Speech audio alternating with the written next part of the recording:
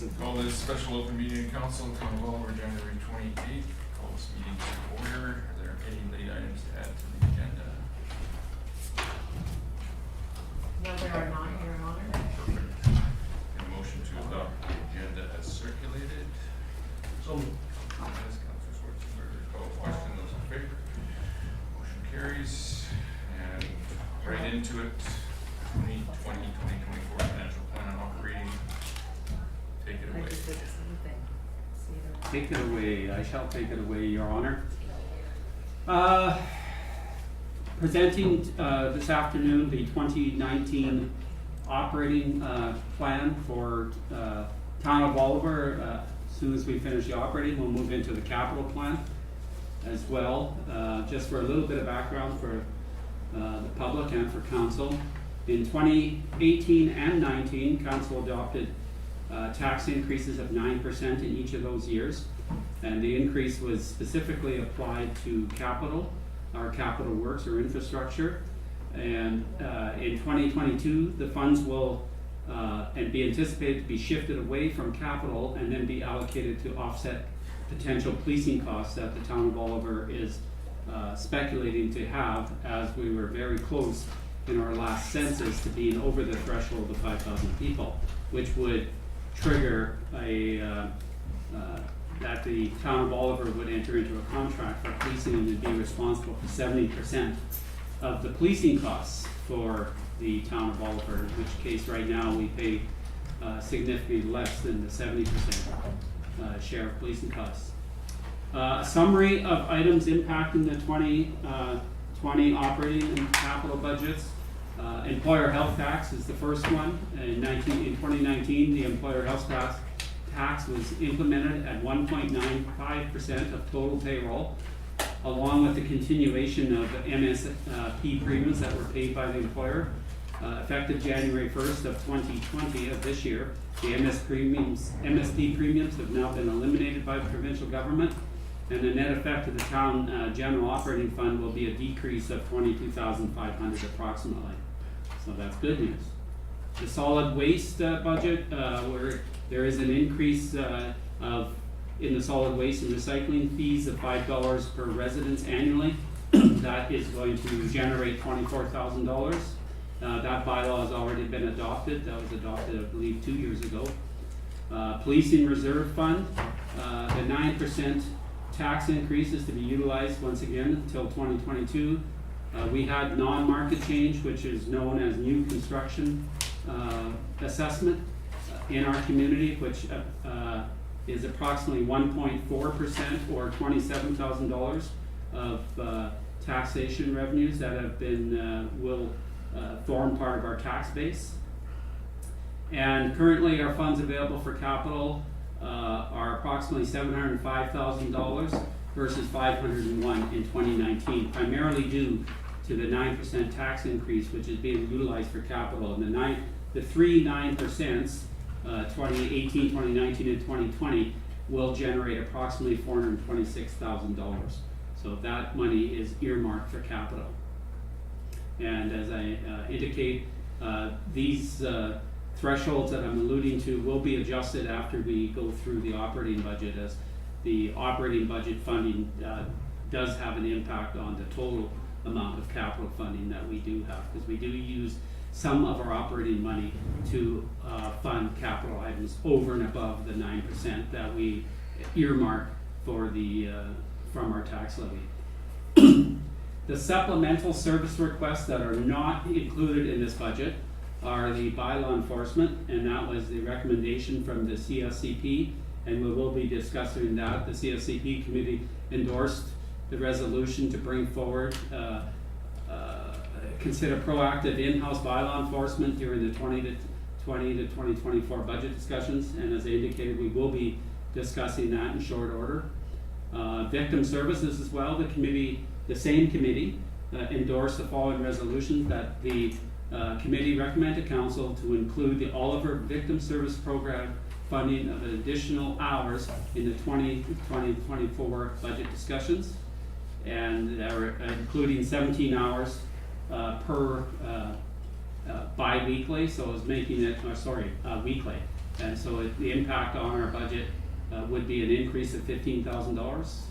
There's also the recommendation from the committee, that same committee, of $2,000 for a closed circuit TV camera rebate of $2,000, and that would be applicable to businesses in the town of Oliver only. This isn't for residential purposes.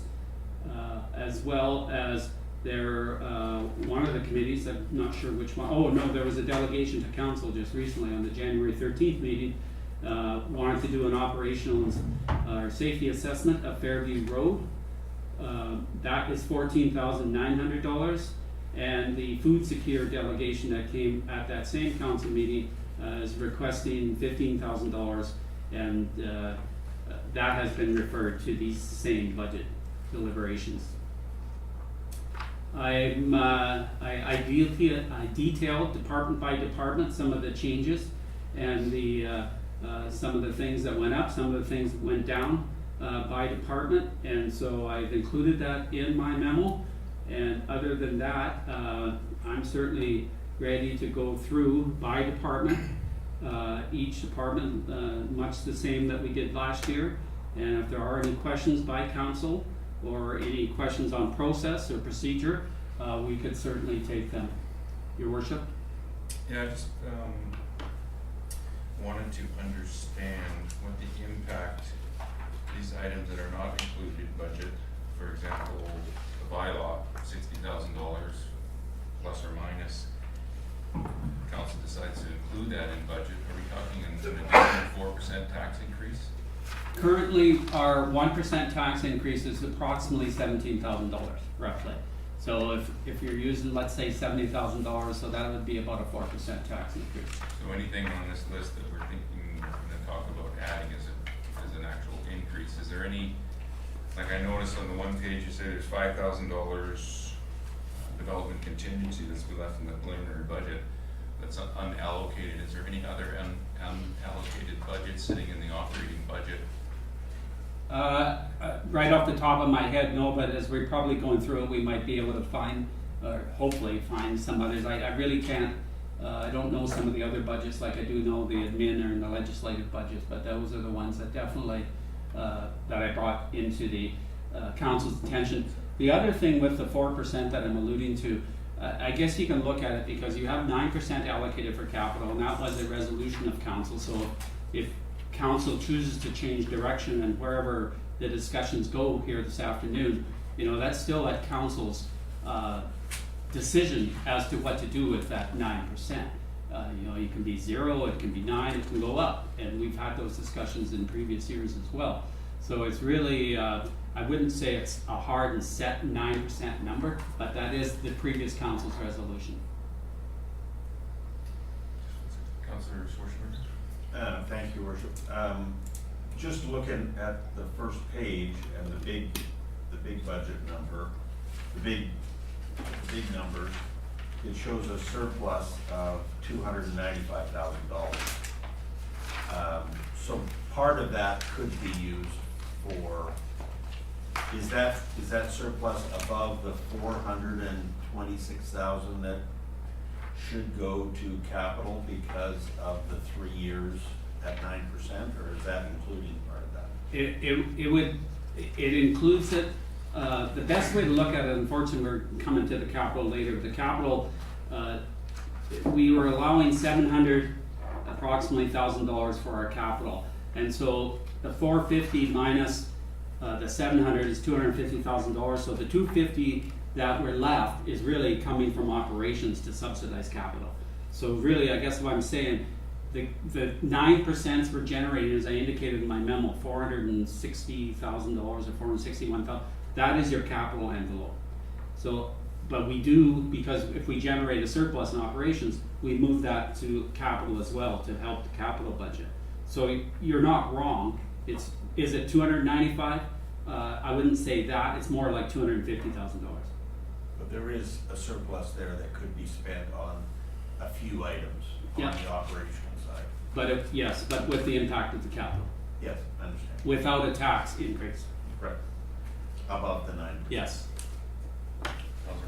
Thank you. On that same page, I see the property taxation revenue $2,063,995. Where did that number come from? I'm looking at last year's budget.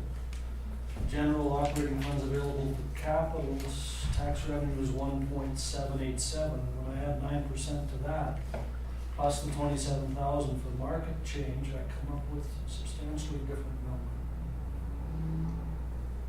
number. I'm sorry, I don't know which page you're looking at. I'm on page, in the report, the paper report, I'm on page, it's your general five-year financial plan. Yeah. The property taxation, So the because there's, property taxation, yeah, the reason, 2063, the reason what happens when you add that 9% to it, and it's probably better explained, let me just go down into page, cause it's not all, the property taxes, actually on page 17. If you go into the bottom where it says revenues, then you'll see, what's the title of that page? 2020 general operating budget analysis by function. This one here, Is that the page? that- Yeah. Which one? yeah, at the bottom of that page, you'll see the breakdown of the taxes versus grant and lose versus fire department. And so that's where, when you're Gotcha. comparing, Yep, and so when you do the math, you'll see how come my numbers don't work. Well, here's why, because some of them, it isn't 9% straight across the board, because some of these are levied at different levies. that makes perfect sense to me now that I see the 1.8, that would be a 9% increase over 1.7 basically, or whatever. The second question was, is we're in the third year, Correct. so 2020 is third year, 2021 would be fourth, 2022 would be fifth, but we projected it out at 9% beyond that as well. Is that The just because original- we need a plan? The original staff memo that I looked at said 54% was the impact, and we were doing 9%, so 54 divided by 9 is 6. And so that's where I was thinking that it's gonna be 6 years. It certainly could be 5, you know. Well, the original math was compounded, so if you. Oh, do was nine- it? Okay. Well, 9% is compounded every year, Okay, yes, that's true. so that gets us up to the Okay, 50. so the 5 years. That's then, why the yeah. 5 years was Yeah. 9%, just to give history that it was compounded. 9% compound will give you 51 Yeah. thereabouts, or more.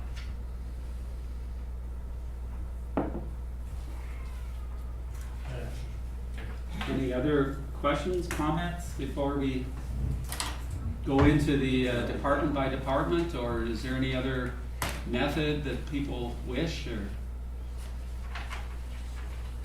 Councillor Schwartz. One question on your summary of items impacting the 2020 operating and capital budgets. The non-market change you've got at 27,000. Correct. Now, by previous resolution, half of that's supposed to go into the major crimes fund. Correct. So that, as far as yielding money to be used, that's only 13,000. Correct. Correct. Okay. And you'll see that in the administration budget where we have a transfer to the policing reserve of Okay, that. thank you. Councillor Benjamin. I'd just say that I like your suggestion of going through department by department, Okay. and we all follow along. Perfect. So if you wanna do the flipperoo up there. Because you have to Oh, take okay. this way when we go over it. So we're gonna start with the administration budget. Blank lines of surplus. If Sean can ever get this to work. Oh, the other discussion. That's going to be.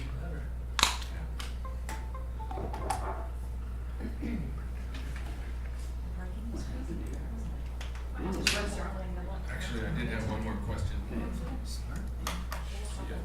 Yeah, go ahead, sorry. What was the, have you done completed your 2019 analysis or?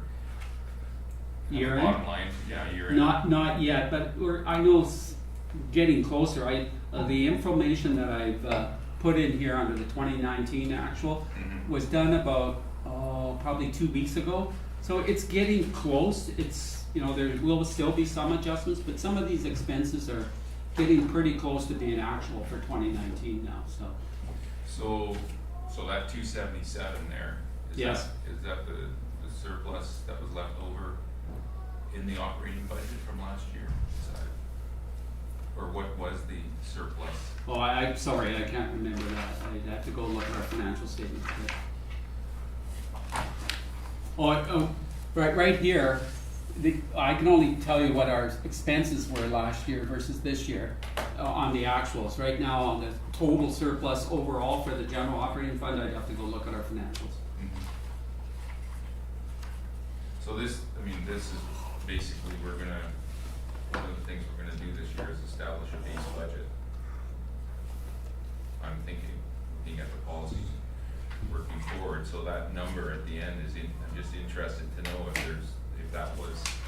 that was the surplus from 2019. I know in my base budget, when I worked in the city of Kelowna, and I apologize for continuing going back to the city of Kelowna, I was always under budget. So looking at this year with some things that are not in budget, knowing what the surplus for 2019 was at the end of the budget gives us an idea of the capacity of our operating budget. Yeah, no, I totally agree. I can tell you, like right now though, for 2019, the amounts that, for example, in pretty well all the departments, the entries, a lot of the purchases certainly have been made. A lot of the debt entries have been made. There's some other entries, the amortization, depreciation has to still come into our budget and that. But other than that, we're probably, from an operations point of view, we're probably at about 80%, 90% done. We have to do a lot of the other work now as well, but the actual, like I said, accounts payables cut off, we've got some other adjustments to make, but I'm comfortable with, I don't think there's really any major invoices that we don't know about right now, so. Would those amounts for 2018 and 2017, would those, the 262 and the 220, would those be reflective of an actual surplus in the Yes. operating budget? Yeah. Okay.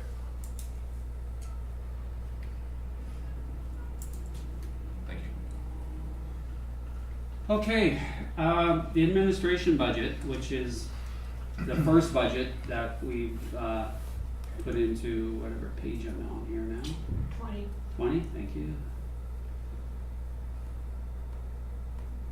Is basically there's two line items that otherwise the budget really is quite comparable year over year, and even quite comparable to the actuals in 2019 actuals right now, and that's you see the transfer to policing reserve. We did not actually budget that last year. That was missed. That should have been budgeted. So you're seeing that, which is the 50% of the non-market change, the new construction revenue, as well as on row 86 up here, but it's called the legal and consulting general account. We're budgeting that to actual. Last year we budgeted $7,800, and you can see the actual right now sitting closer to $26,000 for various items, and mostly that's just legal. That's being utilized for general items in the department. So there's really nothing outstanding or outlandish. We have miscellaneous consulting, strategic planning, for example, legal with Young Anderson, and then there's some additional consulting if we need it in the accounting area. So that's what's in that line item. Otherwise, the budget itself is quite comparable year over year. Yeah. I don't know if other people have questions on this page, but the audit and finance consulting, what happened in 2019? We haven't booked that entry yet. Gotcha. In fact, I got it sitting on my desk, getting ready to be put in. Okay. For me, the only line I saw was the admin computer supplies. Based on history, I thought there might be $1,000 there. I don't know, it doesn't sound like much, but that's how we chip away at it. Yeah, the one that stuck out to me was administration recovery is up by $20,000. And that is what we allocate out of this budget to the departments. Basically, it's mostly to the water and sewer. Can't remember where else we're allocating, I'd have to go look here, but that is what that actually is. It's recovering from the other departments. I just wondered why it's up from Quite like the plan. 2019 or 2018, because 2019 is not there yet. Would planning have an impact on that? Yep. Thank you. Would you require resolutions for every change? Yeah, I would prefer if possible. Well, then, on that basis, I would make the motion that admin computer supplies, budget code 221290612 be, lowered by $1,000 to $1,500.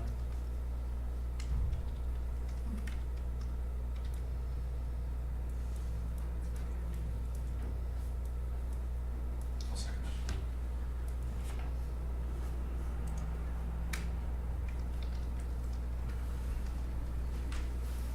Call the question. I would just, Council Kennedy. I would just ask if there's a reason that it was at 2,500? Not, it's basically, what is used for supplies, keyboards, monitors. I'd be comfortable with decreasing that 1,000.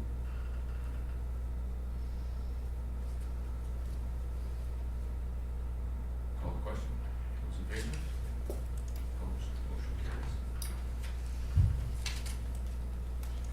Anybody else on that page? Hearing none. Airport.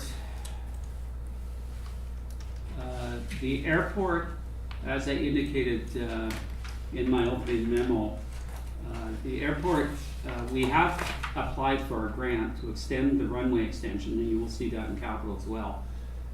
So therefore, there is a few new items, and I have them up here highlighted. The basic is in airport maintenance, materials and contract. They're doing some line painting.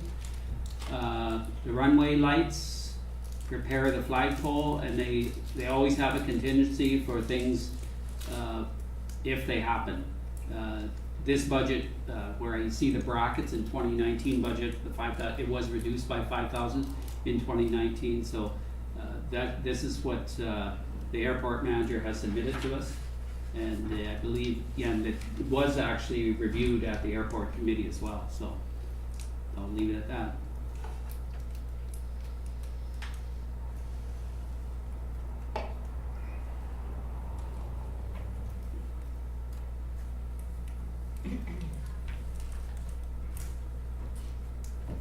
Okay, Yeah, let's go on. moving on. Page. Business and promotion, next budget department. This is where the business licenses accumulate.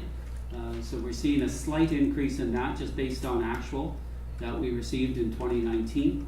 We're also, this is the budget where the Oliver Tourism Association, last year we had that fee for service contract. That's now been taken over by the regional district. However, council has agreed to fund them $7,500 shared with Area C for the MDRT application, the hotel room tax, as well as you're still seeing the contingency for council contingency. The facade program that was in 2019, that's being carried forward from 2019, so it's not gone away anywhere, it's still there. It's just being funded from last year's carry forward funds. And so that's What is that facade under? Which one? it's under the contingency. Okay. It's an in and out, and that's why, like I said, it was budgeted last year. And so that's the effect, is this budget in its entirety. Okay? Maybe, I don't know whether we need to go over every page, maybe it's a case of if council has a question. I like it, Yeah. over a page, otherwise we're skipping back and forth. Well, no, I said we'll go in order, but it was more a case of if you had a question on a particular page. Okay, we'll want to do this next one. Oh, I'm sure you'll have questions on the next one. You think? We were gonna wait for, we'll keep Randy guessing on this one, but bylaw enforcement. I know there's been discussion from the committee, the community, the CSCP committee, a recommendation to council. I believe there's some further information's been handed out today in regards to the type of bylaw enforcement service that is being projected or is being put forward to council, like I indicated. It is not presently in this budget, so whatever we do, we will be, well, I guess if we stand pat, then we don't do anything in terms of increasing the budget or decreasing it. But anyway, so perhaps I'll let Randy Gould take over. Sure, just regarding, thank you, Your Worship, just regarding the, I can talk about. Okay. Just regarding the handout here, so over the past 3 years, there's been an average of approximately 1,500 hours for bylaw enforcement and a couple hundred for animal control, so that's 1,700 total. If you were to average that out, it equated to about 75 hours per week in the busy season, and then 15 hours per week in the shoulder season. So these hours were based on a reactive approach to bylaw enforcement. So when there was complaints, then our bylaw officers attended, with the exception that in the summer months, in the high season, that's when we conducted proactive enforcement. So that was patrolling parks and having a presence on the ground. And just regarding the number of complaints over the past 3 years, so we pulled some stats today. In 2017, there was 145 complaints total. Same thing in 2018, 145 complaints, and then a little bit lower this past year at 106. So given that the town has been unsuccessful at retaining a permanent contractor under this reactive-based approach, town staff are recommending a more proactive approach to bylaw enforcement services. So under the proactive enforcement approach, staff recommend providing all-day coverage 7 days a week during the high season, and then coverage during regular business hours in the shoulder season. This is to ensure that the bylaw officers can quickly respond to complaints while helping to make the town a safer community. So with this proactive-based proposal, the shoulder season, so based on how busy we were, I figured from January 1st to May 17th, and then also from August 31st to December 31st, that would be where there would be one person working 35 hours a week during those times a year. And then the high season, so May 17th till August 30th, that's where 91 hours per week would be allocated, and the reason for that is 13 hours a day, so approximately 8 in the morning till 9 p.m. and 7 days a week, so that equates to 91 hours. So the total yearly hours of 2,660. So the previous years were 1,700, and this one would be 2,660. So to ensure that this coverage is achieved, a full-time permanent bylaw officer supervisor will be required, with a second full-time officer during the high season and a third part-time relief officer to cover weekends in the high season or some evenings, and then also vacation coverage throughout the year. So the next page is a graph that shows the in-house enforcement versus a contractor. And the main differences are in the bylaw enforcement supplies and miscellaneous, and then the wages. So wages and supplies are where the two differ. The rest of the budget being equal between the two. So as shown above, the 2020 budget difference between the in-house contractor versus in-house versus contractor scenario is in the area of wages and supplies, as I mentioned.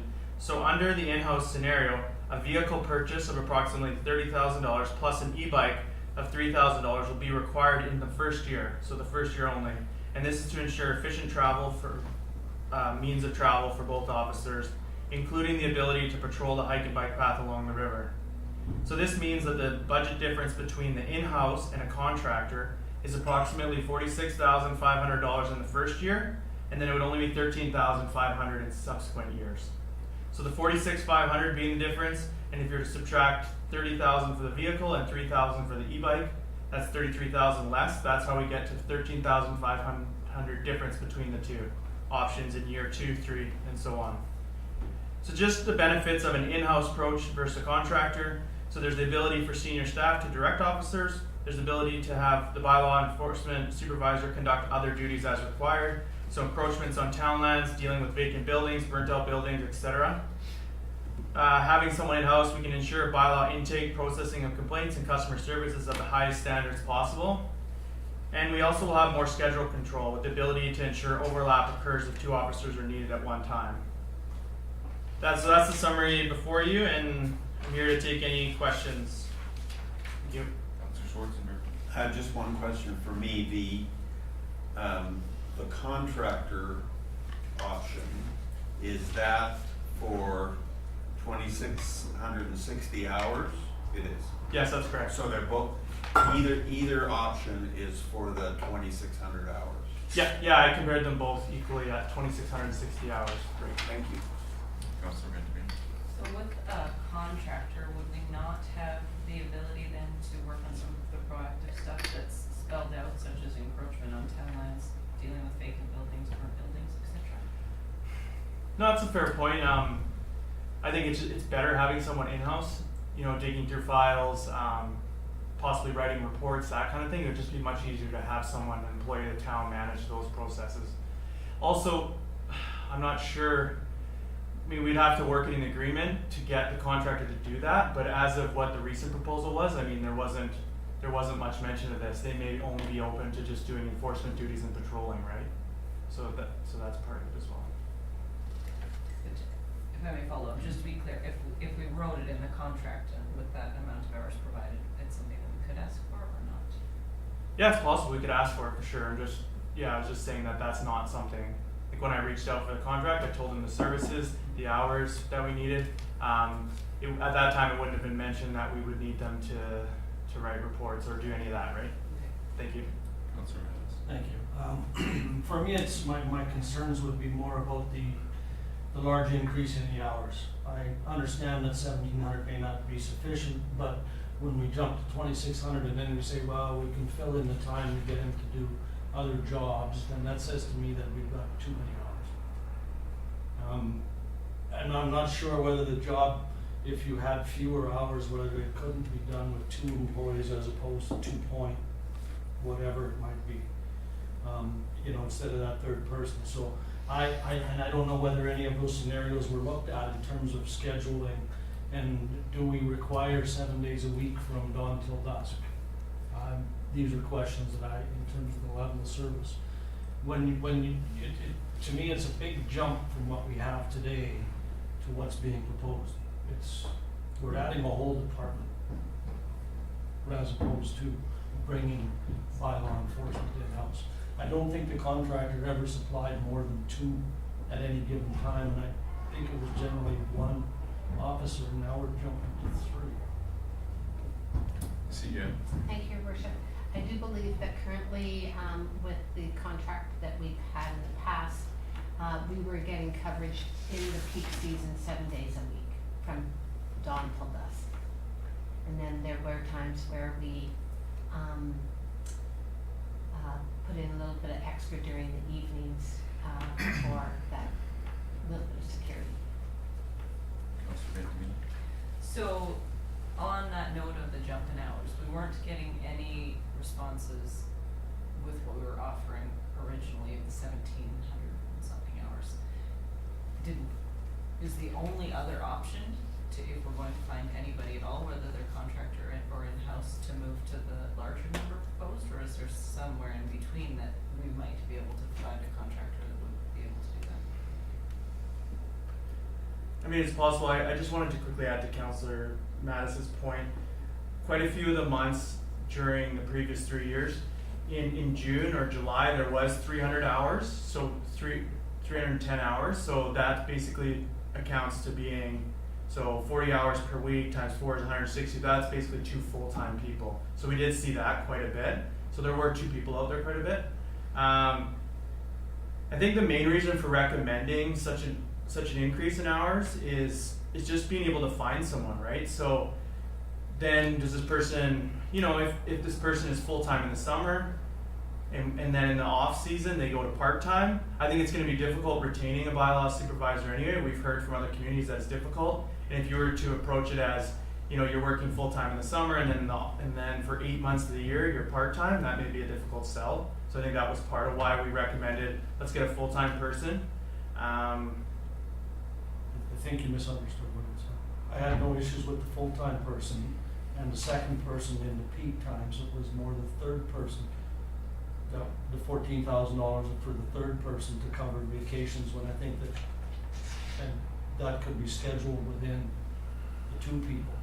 That's what my point was. Okay, sorry, just to add to that, yeah, I think the vision was to have someone, like a student or someone that could work 4 months of the year as summer, and then they would be off doing whatever, right? So they'd work those 4 months, and the idea is you'd have someone else as a part-time relief, so then they could cover vacations.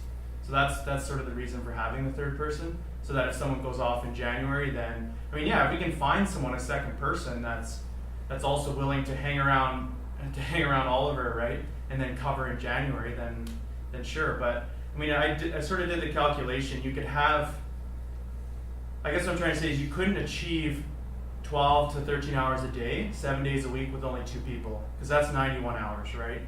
And so you could have the people cover the morning and the afternoon for 5 days a week, but then there's no one for the weekends, right? So based on the approach, staff felt if we're gonna go this way and let's make it a service that people can rely on, because what we felt was, if we recommended all these changes and then someone were to call us and we would say, oh, well, there'll be someone in tomorrow. We just felt like if you're gonna go all this way, like let's go all this way. That was sort of the intent behind what we're proposing today. Councillor Grace. Thank you, Worship.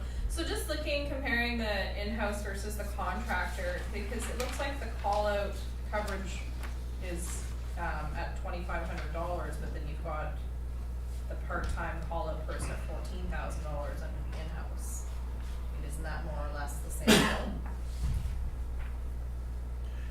No, they told us that they would have coverage based on our proposal. So for 7 hours a day throughout the shoulder season, and then the 91 hours throughout the summer season. This extra 2,500 is because of stat holidays. So I calculated the number of stat holidays because their proposal to us was that stat holidays are 1.5 times regular rate. So okay. I calculated that. It was about 1,900, and then an extra 600. I just calculated based on if there's anything outside of those hours, then they would be charging 1.5 or a minimum of 2 hours.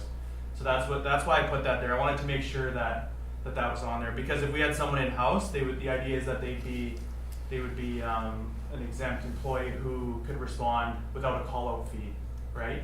Okay. Carry on. So in my opinion, I think it would be nice for it to be in-house. However, with the cost difference and basically like the tax burden that we're putting on the residents already, I would be in favor of trying to find a contractor first and putting that out to tender. But if it gets to a point where we're not getting any bids on it, then to perhaps revisit it and look at an in-house person.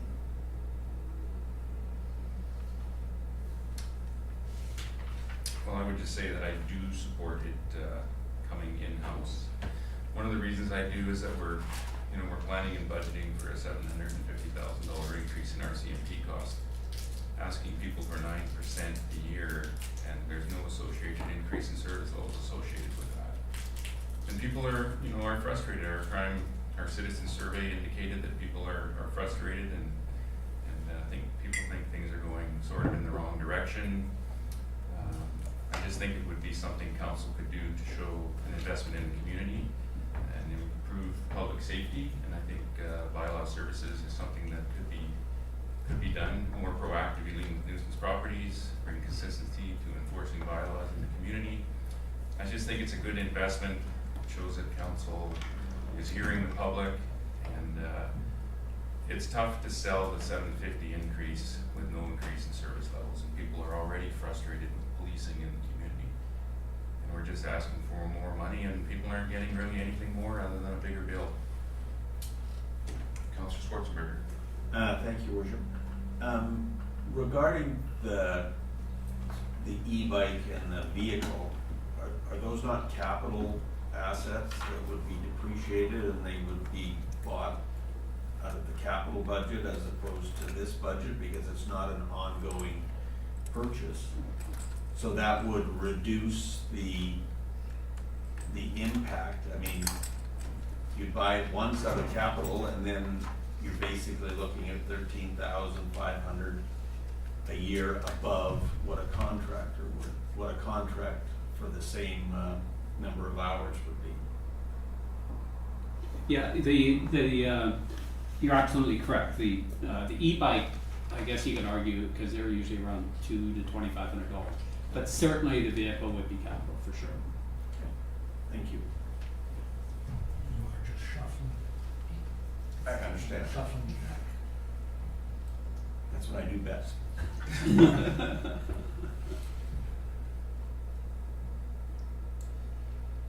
Do we have a motion? Not yet. It's only 3:45. We like split votes now, so. I'll move on. Councillor Ventimiglia. So just to add my opinion, I guess, to the conversation, and I've got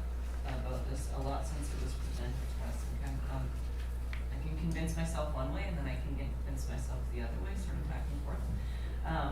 I would say that we're very early in the process today, and so we've heard this information, we know the differences. It might be kind of nice to just push that to the side and continue to move through and then come back once we've made some more decisions. But I guess the reason that in my most recent thought process I'm leaning the same way as Councillor Grice is because even if we go with a contractor this year, that's a huge increase in service levels, as pointed out, just as far as hours go compared to anything that we've had before. And we have already been increasing over the past couple of years by adding to the bylaw budget almost yearly Yes. for the past 3 years or something like that.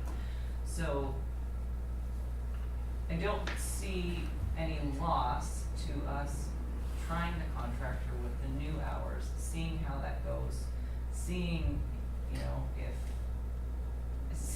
just assessing at the end of a year or 2 years or whatever it is, and at that point deciding, you know, if it's going really well, then that's great. If we're overprescribed, then we can talk about that at that point. And if we still feel that there's a good case for pulling it in-house, which I do think there's a decent case for pulling it in-house, then we can look at that then. But as far as this coming year goes, we're not sacrificing hours, choosing one over the other. Councillor. I support that 100%. I think it's a great idea to go through the rest, see what we can carve out, because we may carve out sufficient funds out of the rest of the budget that we come back at the end and say, hey, Well, we get there's some enough money. vehicles. Yeah. Exactly. See you. Doesn't matter. Okay, so let's put this aside and Let it simmer. Okay, So far we found $1,000 towards it. yeah, got a ways to go. can buy half an e-bike.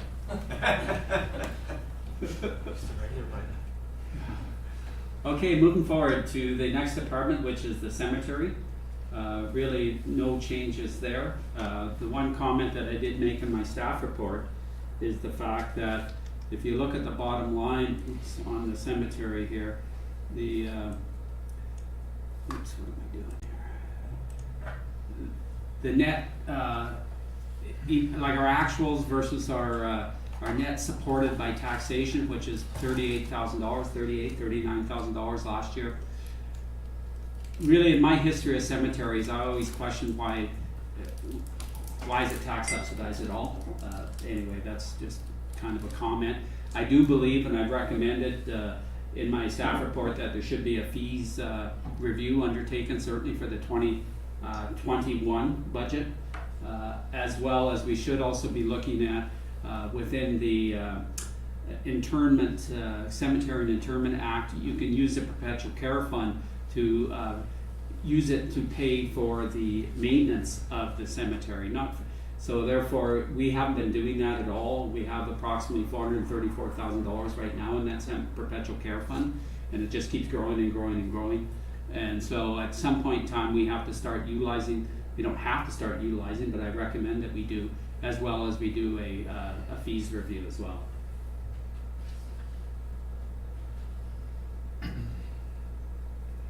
Councillor Matthews. Just to follow up on that, I like that idea. I'd like to see a report of the implications and what the rules and regulations are regarding using that. My only questions on this page were on the revenue and expense side, and again, it goes to your comment regarding fees. I see cemetery fees liners, revenue of $8,700, and cemetery grave liners / plaques, expenses of $12,000. So and I think I asked the same question last year. Why do we continue to sell them for less than what they cost us? Yeah, and that's why I'm recommending that we take a look at the whole operation of the cemetery, compare our fees with other cemeteries, et cetera. And like I said, I'm a supporter of this is one service that should pay for itself. See you. Thank you, Your Worship. I do believe that the grave liners are sold at cost, at the cost that we have. But we do have to have stock. So that's why there's a difference probably in the revenues and the grave liners. The plaques are Ben, right, like, they pay the exact cost for plaques, I know for Well, sure. That would be a one-time hit to develop costs or stock. Once you have the stock, and we're not increasing the stock every year, so there would not be an increase in amount purchased every year. No, we always keep and put on the shelf. a half a dozen of something. I understand that, Yeah. we've always had that, so there wouldn't be an increase one year to the next, the cost would remain. No, that's true, yeah. But do they equate, I mean, the one line, the line in revenue says liners, and the line in expense says liners/plaques, so the revenue's not, there's no revenue from plaques, then I take it. I believe, there is, I'm just not quite sure where they're coded. There's certainly, plaques aren't free. Okay, They pay but, the exact- so maybe that's why there's a difference between the two, is you're not comparing apples to apples on those two lines. Yeah, Yeah. I don't think I think you're correct. Either way, it goes back to a subsidy of $38,000 a year. And Right. it's something we need to look at, whether it's that particular line or the whole picture. And I don't know what is required or what we need to get staff to bring us a report on steps to close the gap. Yeah, and and our guys do go in and repair plots and do work every year, which should come out of that perpetual care fund. And maybe at the end of the year, it's just determining how much we've done of that, and then take a chunk from that just to help. Well, that in conjunction with increasing our fees. Yeah. But can we? Well, we just looked at our fees. Can we budget that?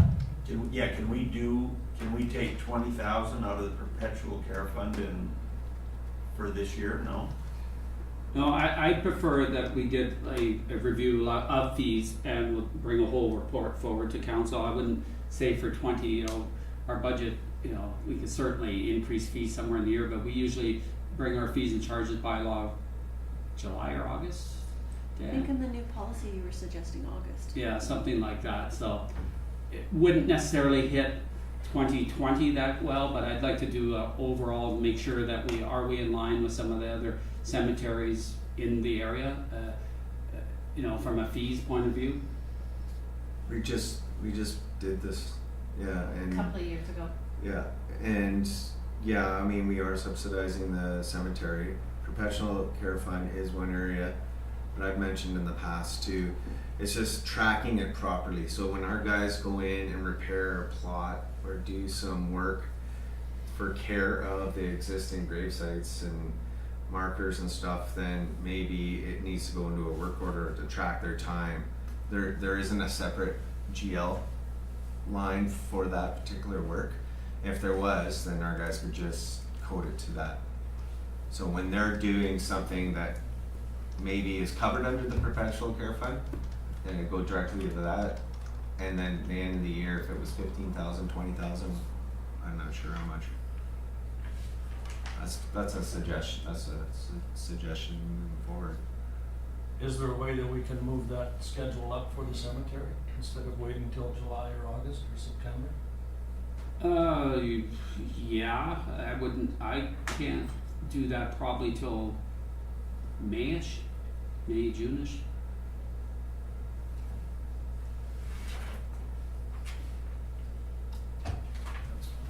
We obviously can't solve it today through budgeting, Yeah, so. but it I would just be want to nice bring that to council's attention though, and just to. Yeah, And so, I'm certainly prepared to bring a report forward, because I do believe that, the town is subsidizing their cemetery a little bit too high.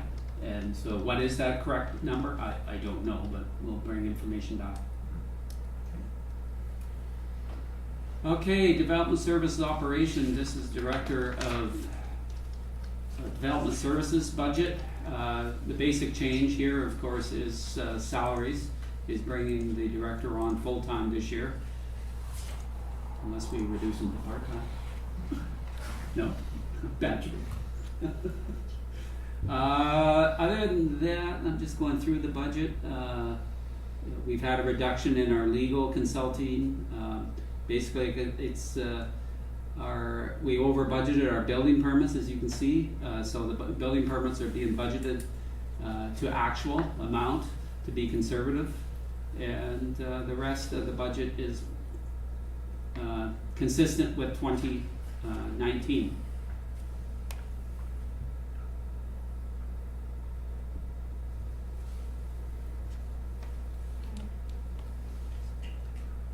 Move on then. No, actually looking at, dev apps advertising miscellaneous expenses. That's for the advertisement of public hearings, et cetera. When we have to put ads in the paper, we have to do it. An average cost is usually around $300 per ad. Oh, I understand that, but I'm just thinking if we're getting the same amount of permit revenue, then our expenses should be very close to the same amount. Our actuals over the years are, again, it's small stuff, but it's $1,000 here and $1,000 there. I would make the motion that line development apps advertising miscellaneous expense coded as 226206602 be reduced to $8,000.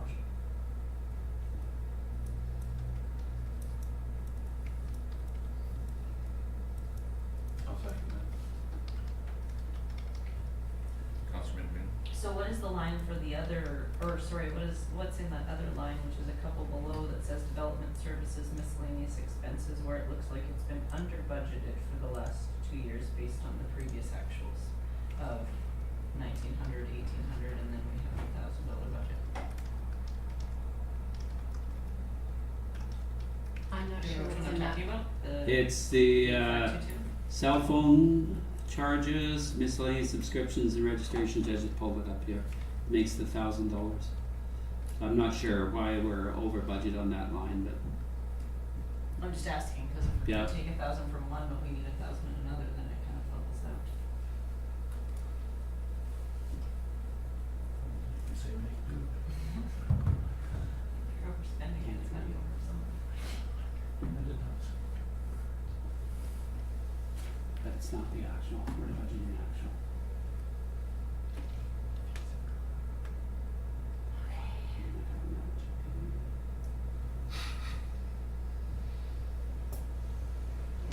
I'm just having a chat with the director. He feels quite strongly that the building permit revenue is under budgeted because he raised the fees, so perhaps you wanna speak to that? Yeah, if I can speak to it, I mean, we raised building permit fees, quite a bit. And also I just feel that a lot of projects that took a while are slowly starting to come online now with Oliver Heights is in full force, same with the spillway project, and I'm just a bit more confident that those building permit, and yet last year was also a slow year as well, right? So I feel that those that could be up to the 100,000 to match what was done, projected in 2019.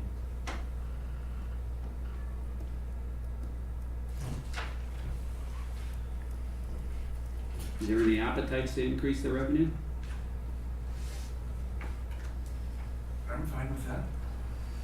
The director says that's what's coming. Says he can do it, then we can do it. Hold his feet, we'll hold his feet to the fire at the end of the day. Whoa. Like, that's why we try to be a little more, You might Conservative. wanna compromise there a little. Yeah. It might look good if you come in with this, we make more money than what we anticipated. 9250. How would you like 92,500? Are you confident at 100? I don't know. 95. 95. Okay, 95. cool. Okay, Is that just on building permits? just on building permits. How about your land use application fees? 95,000? Yeah, Those- 95,000. Those fees, Increase. the land use application fees have gone up a little bit too. I wouldn't be as confident raising that one as I would be with the building permit. Okay. And plumbing permits 5,500, you're okay? That's Seems a little low. seems low, but So we got the motion Yeah. for the 1,000. It hasn't- that's okay. Okay. So we had the decrease in the advertising of 1,000 and the increase in the building permit revenue of $10,000. Is that all in one motion or is that two separate ones? I can make it one motion if you wish. Okay.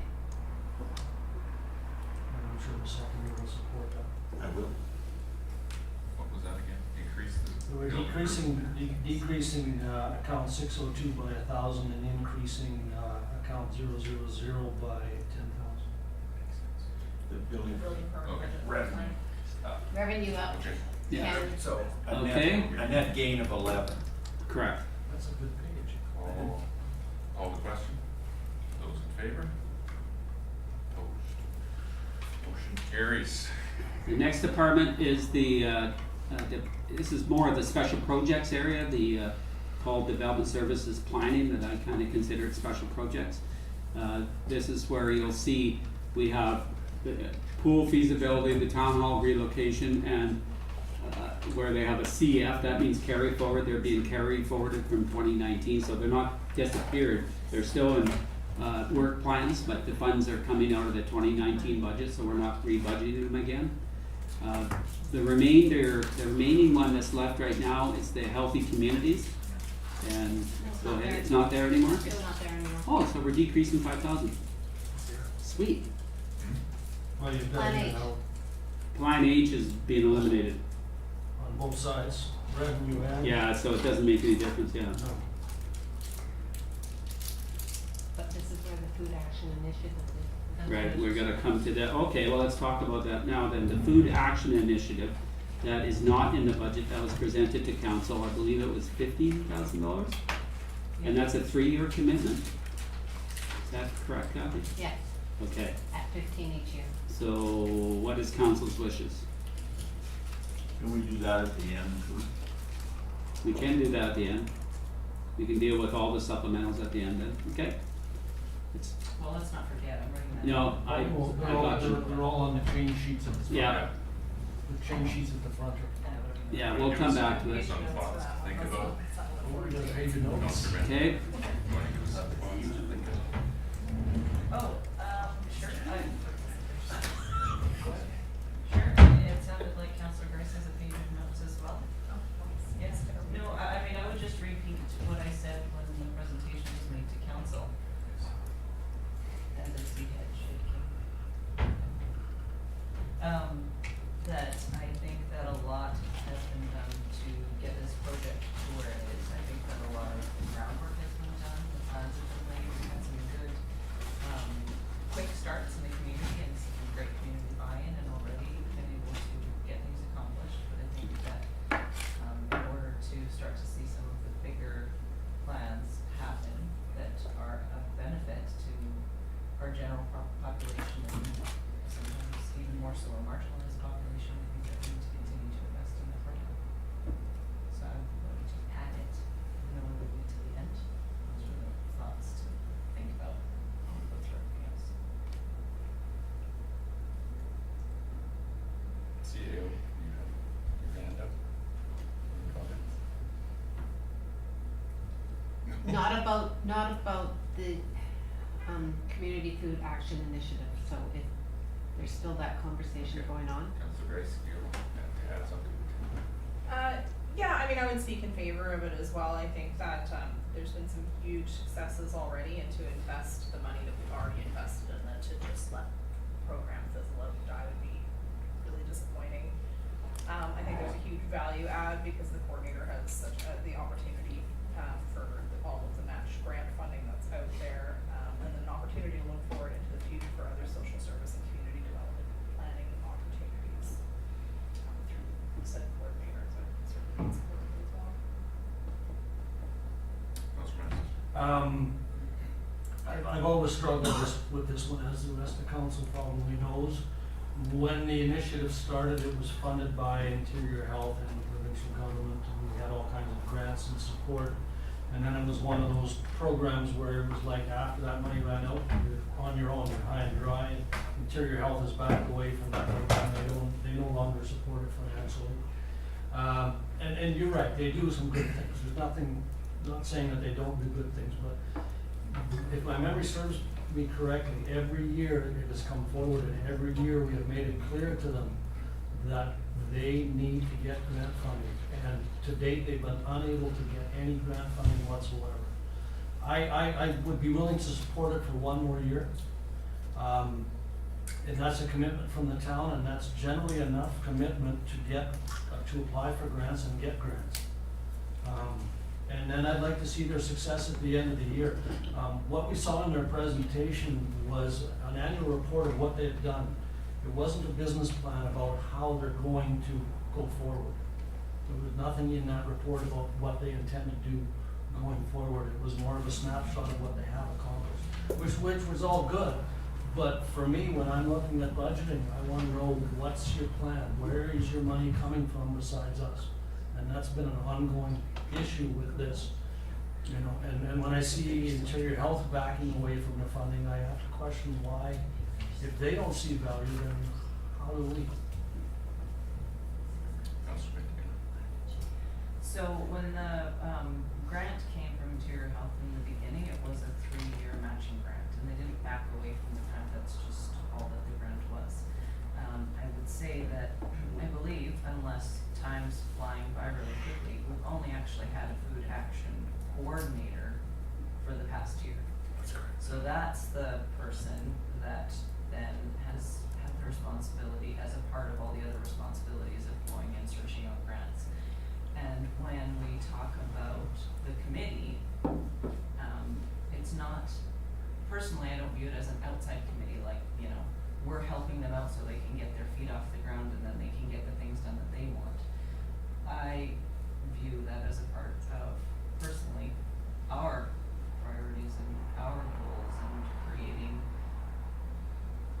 projects that are going to enhance the quality of life for our citizens, and I view that as a part of our job.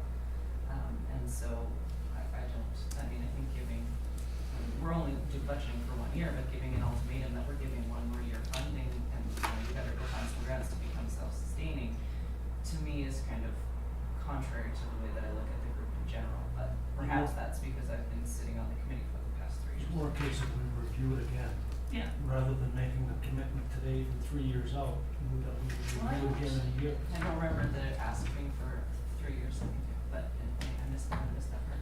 Councillor Price. Thank you. I think the ask was for 3 years, but they were able to successfully get 3 grants last year, 3 grants funded, and the reason she hasn't been able to apply for any future grants is because she doesn't have, they don't have the certainty. Yeah, exactly, she doesn't have the salary, basically, or she doesn't have the matched funding to go with the grant applications. So that's why there's no current grant applications in progress. But I think that in order for that position to have some stability and for them to be able to do that future planning, they need more than, they can't just be coming back year after year asking for money. They need stability to be able to implement the program, and they did have, I think, their next 8 big steps in the presentation, what they want to do. Councillor Schwarzenberg. Are we doing this now then? Looks like it. Is that what I take from all this? Yes, for words to think about. No, I just thought Having a it was, discussion to thought it think would about. be fine to have a discussion about it. I think there's 5 items, 5 supplementals we have to toss around, and it's unlikely all 5 are gonna get through. Even if we wanted them to get, all wanted them to get through, so some tough decisions are coming down the line, so it's good to have some information. And, Well, I'd prefer to get through this and find out what the number is at the end of the budget and then look at all 5 at that time, but that's okay, whatever you guys. You know, we can spread the jam at the end. Okay. If there is a- Councillor Grace. I think another thing I would add is that we're looking at tax increases for infrastructure. I think that's really important, but I think the health and safety of the community is important as well. And I mean, this is working towards food security for people that are, you know, maybe not wanting to go to the food bank, those types of things. So it's, I mean, to have, you know, something like the Harvest Hub, for example, that's an unqualified program where you don't have to go improve your income or where you live or anything like that. Anybody can go there, I think is really a value. You're done. Okay, moving on forward, and we will come back to those supplemental items at the end. We've dealt with 2 of them already, so bylaw and the food action initiative. Fire operating, is really the only change in this budget. The fire chief has The budget is consistent year over year. The change that has been included in this year's budget is the transfer to reserve of 13,200, and why it's 13,200 is it represents 25% or phase 1 of 4 of moving towards the depreciation of those assets and starting to put a money aside for instead of currently our policy is we transfer surpluses into the reserve, but nothing else. And our reserve is getting, as we move forward into the capital budget, is certainly going to be challenged to fund some of the items, and there are different options in funding some of those capital items in the fire department. But regardless, the fire department, I was looking at their the actual what I was projecting moving forward here yesterday, because and it looks like our surplus is going to be around between $5,000 to $10,000, and that's it. That we're moving into the reserve in 2019. So this budget is quite lean, and so the 13,200 is just as solely its contribution for capital purposes. Thank you, Your Worship. Councillor Schwarzenberg. Thank you, Your Worship. On the revenue side, the Soyuz Indian Band Fire Protection,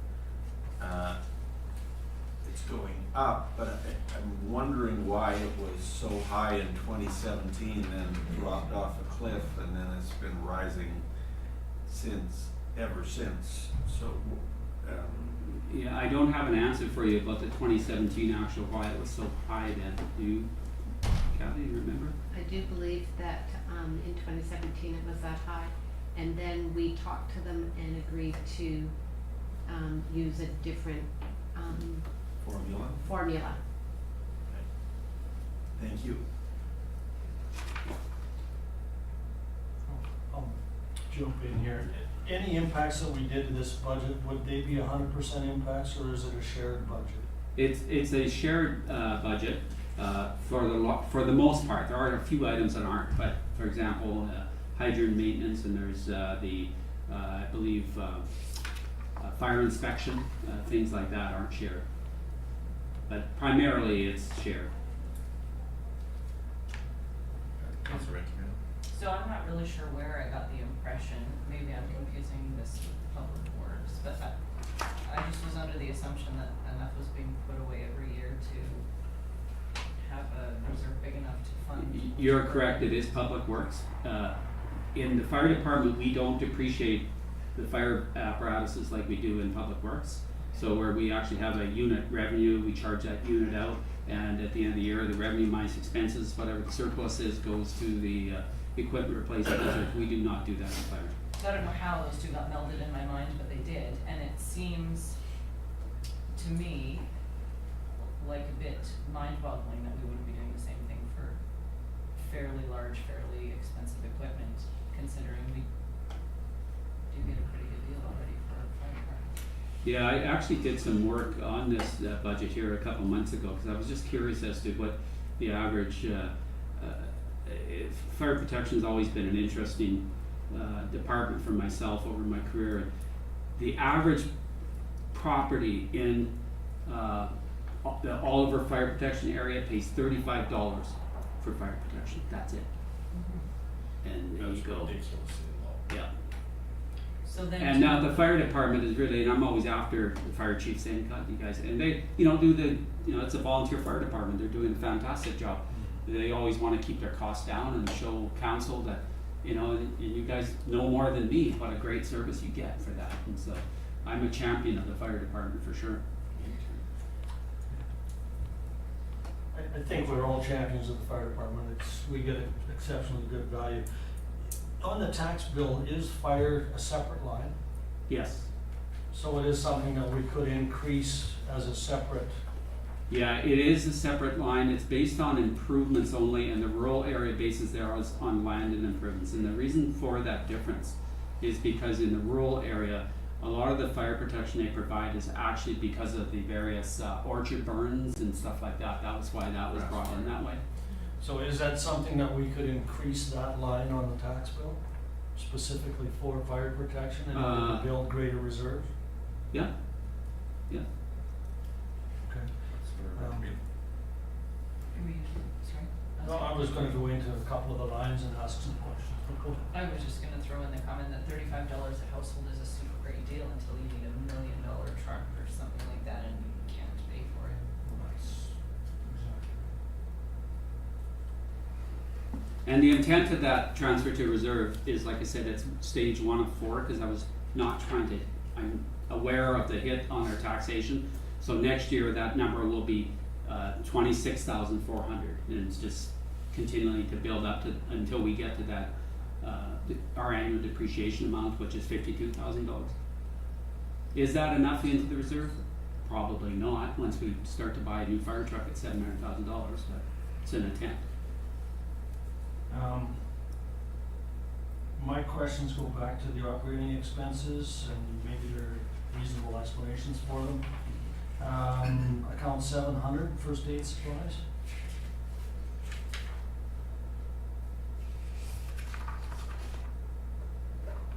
Count 700 first aid. Oh, yeah, yeah, the $2,000. Mm-hmm. And similarly, account 740, firefighting chemicals. The only comment I have in the supplies is old inventory needs to be replaced. We spent $1,000 last year, it seems, and without the fire chief here to explain, I don't know that answer.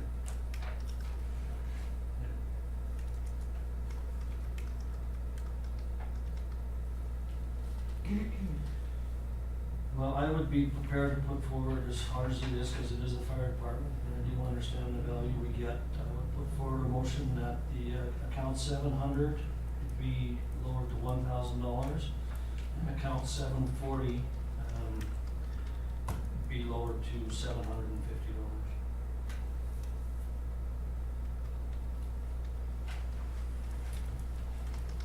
Councilor McKibben? I would have to vote against that, and the only reason I say that is because there's not somebody here to explain why those numbers are the way that they are. So for firefighting chemicals, for example, sure they've been, 700, 300. We have no idea why he's asked for them to be 1750. Like, we have no clue, and I would wanna take that away if it's a necessary purchase.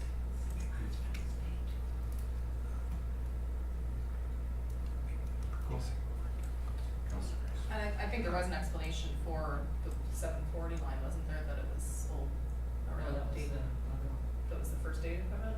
Yeah. We don't know for sure.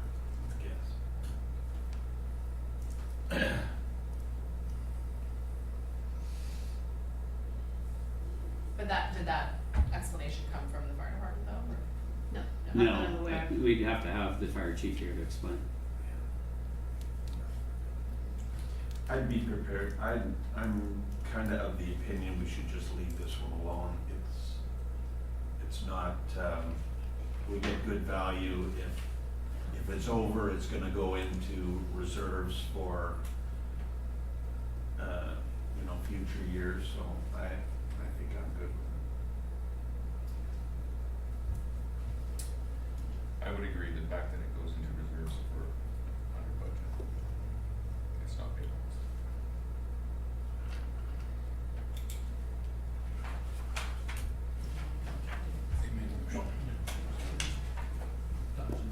Okay? So is there no seconders then? No. No. Okay. Okay, moving Like that forward. now? Grant and aids. This budget is no change over the previous year. The only reason that the grant and aid budget itself went up, although we certainly haven't spent a whole lot of money, that's based on a formula on taxation, so as taxation goes up, this amount will go up slightly as well. And so we're budgeting $9,800, $9,801. And you can see the actual spend over the last 3 years has not really come close to that, but that's certainly an area, I believe this is policy, is it not? Yes, it is. Or a resolution? Yeah, I was gonna Policy. say, was it set by resolution? Yeah, I do believe it's a policy. There is a grant to aid policy. Yeah, it's set for a certain percentage of yeah, tax revenue or something. tax revenue. Councilor Grace? What is the food for thought grant? They bring the money in, In or out? it's an in and out. Oh, okay. It's Or the, bank? the Yeah. Isn't that a high school? Cupboard or something at the high school? No, it's the That's these muffin program by Counselor Larson, isn't it? Muffin. MLA Larson. Yeah, MLA Larson, yeah. Linda.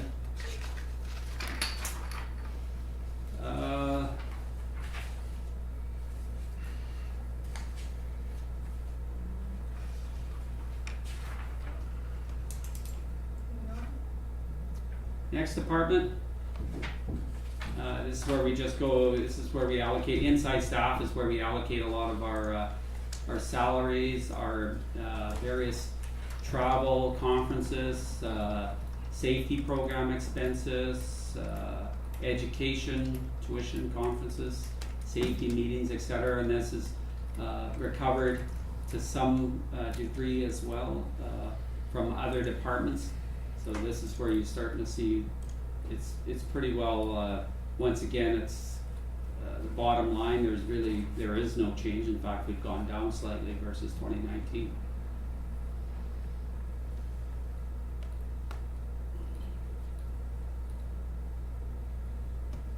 I And notice there's no revenue on that department. it's a recovery. Yes, I Right, understand. yeah.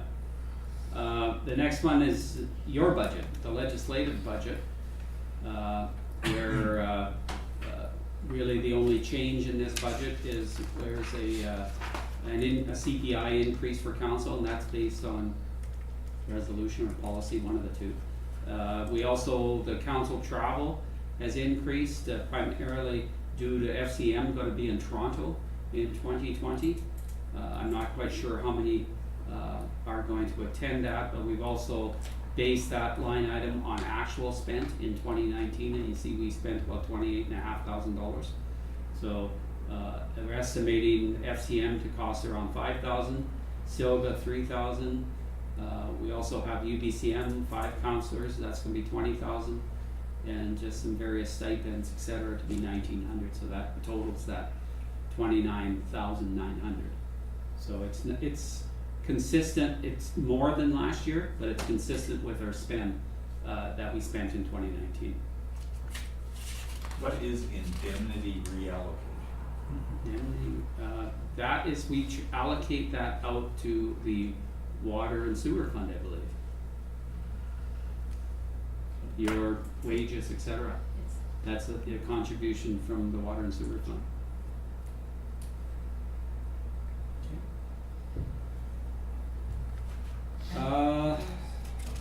If I can just ask, the Sister City stuff, that's the, those are the funds that have been going to all the tourism. yes. Right. So,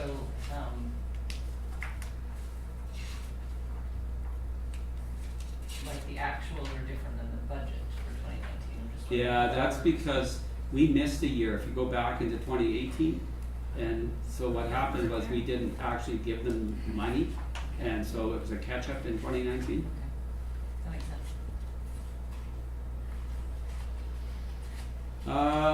Next department, that's our fleet. It's the mobile equipment, and this is where I was alluding to the fact that, you know, this is where we keep all the costs, labor and supplies for every piece of equipment we have, mobile equipment that is, and we depreciate that, and we charge it out to the various departments or cost centers that use it, and that gets reallocated back to the reserve.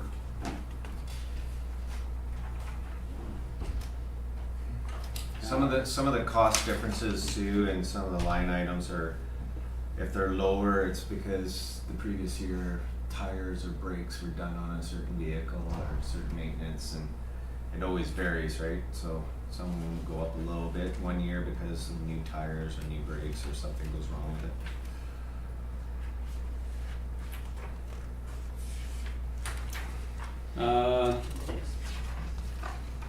Property taxes, this is the page where all the revenue is basically, not all the revenue, but certainly from the taxation side, a breakdown for all the taxes, including the various 1% utility taxes, the grant in lieu of taxes, as well as monies that we collect on behalf of other governments as well.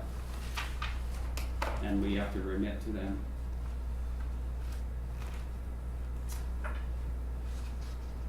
The next next one is the public works budget.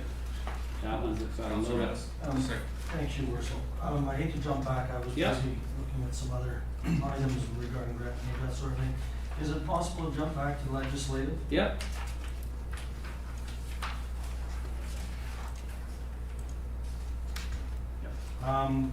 That's based on, you talked about counselors going to various things. Yeah. Can we pull council? Pull for what? Are we going to the FCM? I'm intending to go to FCM. I was talking to, or texting Richard today, Catherine McKenna is not coming out here this spring. He is working to set up a meeting with her at FCM, so I am making myself available to go there. Others? So last year we had 3, this year we have 1. Where was FC? I can't remember last year. Well, Quebec City last year, Toronto this year. Yeah, so that would have been why our expenses, so yeah, obviously if we kept that back, like I have $5,000 in that budget for FCM, so, you know, even if you cut it, geez, airfare is probably what, $600-700, Yeah. right? And It's then you got considerably hotel, cheaper in Toronto, you got a hotel's gotta be 200 probably a night. half of that, Yeah. 4,500. Yeah, we could probably reduce that by half, yeah. Okay, and then the other conventions were, It's, I think Victoria's UBCM this year. Yep. Yeah. everyone's going? Plan on it, yeah. Just checking, I know, Yeah. because it's, And Silga is the other one. I don't even know where that is. That's in Vernon. Woohoo! I'll pay to send you guys there. I went last year. We all will. We'll check. Where was last year? Last year was Penticton. Penticton. And I did, and some of Penticton. Yeah, the year you went was the year before you went to Yeah, right, so, and last year was FCM down 2,500, yeah. Is everyone going to Vernon? What's? It's on my radar anyway. Okay. What about, Just just ask. to add about the LGLA, you haven't mentioned that in there, so there's 3 counselors going to that. To which one? LGLA, It's LGLA. that's their educational. local government leadership. That's Oh, the is it? Richmond. Yeah, academy, Oh. That's training. that's training. Well, that's, yeah, I don't know, you know, I have budgeted $20,000 for the UBCM. That could be high, that's $4,000 each, so maybe that's where that could sort of come from, I don't know. Yeah. Well, that's Vernon, high. we're not gonna fly. No. So what, We could probably carve. The 2,500 out of well, the FCM. it's 20 grand. See, right now you're down to 27,400, because you took 2,500 out for FCM. So if Proposed even, in- yeah, I don't know, I wasn't aware of the LGLA, so, where's that at? Richmond. Richmond. That'll probably be covered under the miscellaneous given previous expenses. It could be, Could be. It's an extra 2 grand in miscellaneous Usually we do, over other years. oh, that miscellaneous expense is probably in there for the, 75th anniversary. oh yeah, it is. We have something we have to do there too, Okay. that's right. So what did we end up with, Actually, I had 100, 2,500? but it's 75. Yeah. Okay. So what are, Need a resolution. Sure, yeah. you wanna, what was that, I missed Reduce that? it. Count 561, legislative council Yeah. travel and conventions is to be lowered to 27,400. Yeah, that was that 2,500 for FCM, right? Yes. Yeah, got that, Well, I know, but you need a resolution. yeah, that's fine. Second by Make a Councilor motion. Grace. Any other comments? Call question, those in favor? Opposed? Motion carries. Okay, back to where we moved to, is Public Works, getting through it. Not much more to go. Run the peas. I did have some questions on mobile equipment.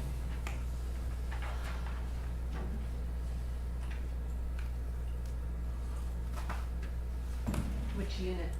Unit 24, 24, yes. It's the 07 half-ton, did we suddenly put this back in service? that's that one you guys bought. We just purchased a brand new, well, it's a second-hand pickup truck for our fleet. For $5,000? It was a screaming deal. Yeah. We had our mechanics look at it. It'll save us for purchasing a $35,000 truck in the future, so. So good job. Just made me wonder, cause it was $20 in 2 years ago and then nothing now. Yeah, it's a different piece of equipment. It was, they just reused the number. Reused the unit number. Yeah. Yeah. I understand. $20. But yeah, we couldn't pass this deal up. It was too good. And the other one that was a concern, and again, was unit 39. We bought that one last year, I do believe. 39, what is that, Did we not? 2002 Chef pickup? I'm just concerned about an 18-year-old truck. Oh, no, we didn't buy that last Is that the Crown Watch one? year. 39, is that Crime Watch now? Yes, That's Crime Watch. that's the one that we passed over, but now we still have to maintain it. Yeah. We were hoping to totally get rid of it. So Well, you got rid of the truck, but you didn't get rid of the. Not the work Now, and I the guess- costs. no, but I guess the question then becomes is, should that expense be under Public Works mobile fleet, or should it be in Crime Watch? Yeah, it should be I somewhere agree else with you. probably. Yeah, I would put it to Crime Watch, but. I mean, it's a zero change to the overall, but it Yeah. should be coded. Yeah, and we don't put, I mean, No. none of our guys use it, so we're not charging out for it. No, there's no, Yeah. It should be, Yeah. you know, and that, Yeah, no, that makes sense. money should be coming out of a different budget theoretically, crime prevention or whatever, by law enforcement, wherever that. Yeah, I believe it's by law enforcement. Well, it was a bill that we We went did by look at already it. for $4,500 in fuel, yeah, that one. and then that's the budget it should be in. Yeah, just added something to your bylaw. Calm down. You got your vehicle. You guys can use that one.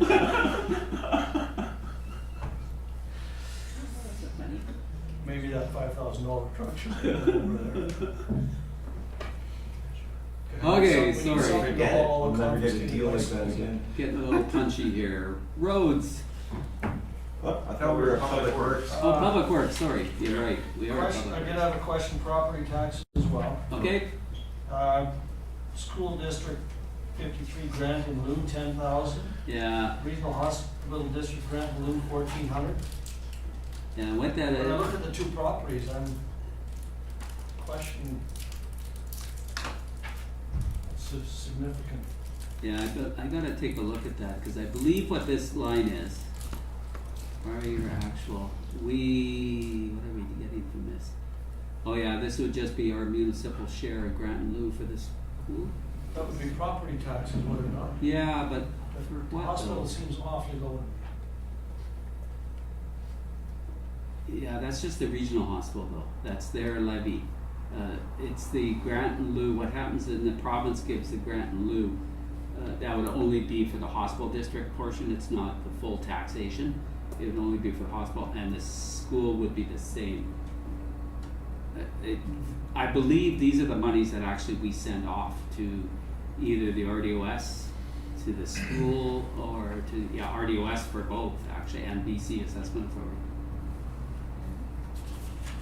Pretty sure they are. That's how come they're like opposite of the revenue, their expenses.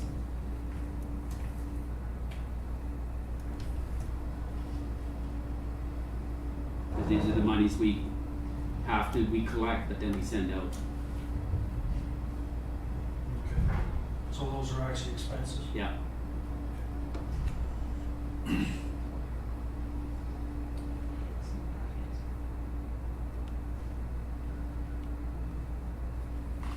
Public Works.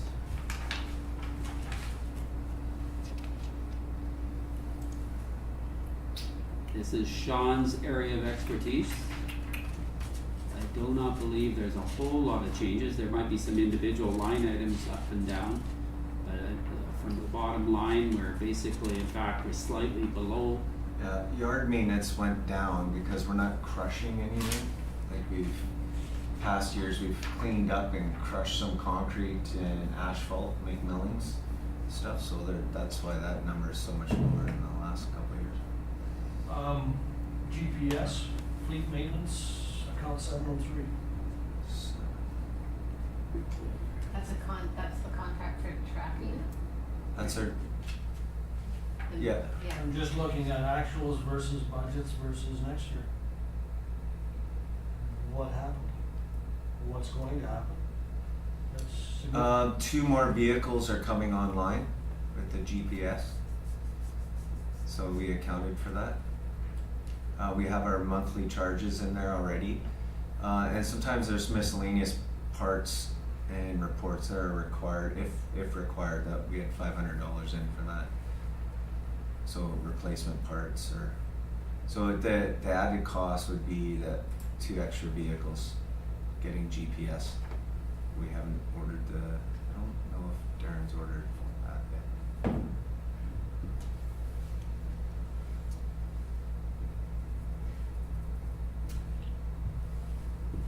Can I ask why the CARE grant, or was the CARE grant not applied for in 2019?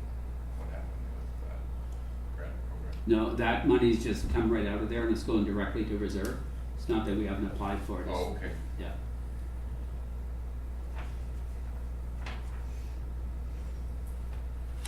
I believe we received, it was around $7,000.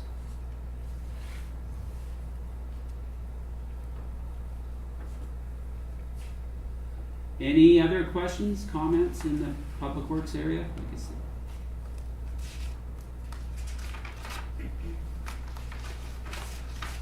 Roads, this is where This is a bigger one. it's a bigger one, this is where Lots of stuff. the operations for the public works department, snow removal, street lighting, traffic lane marking, street signs, there's a lot goes on in this budget. I know, start at the top, 700, 701. Yep, the paved streets, What do we, no, storm drainage, materials and Page supplies. What's your first few numbers?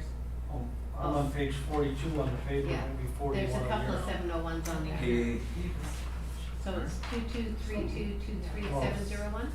Oh, I'm quite a ways down roads. Drainage. storm drainage, yeah, got it. Storm drainage, Yeah, it's, So storm drainage this year, if you wanna pull Yeah. that up, we need to do some extra work in the industrial area.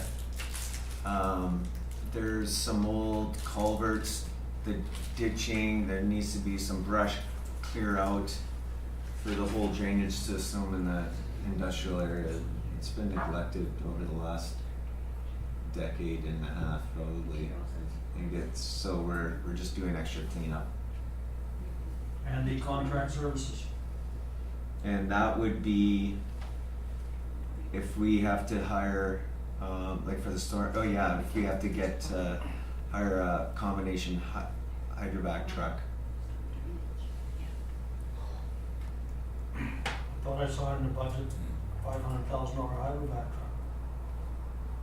Yeah, but we don't have it yet. So either way, I need a budget somewhere.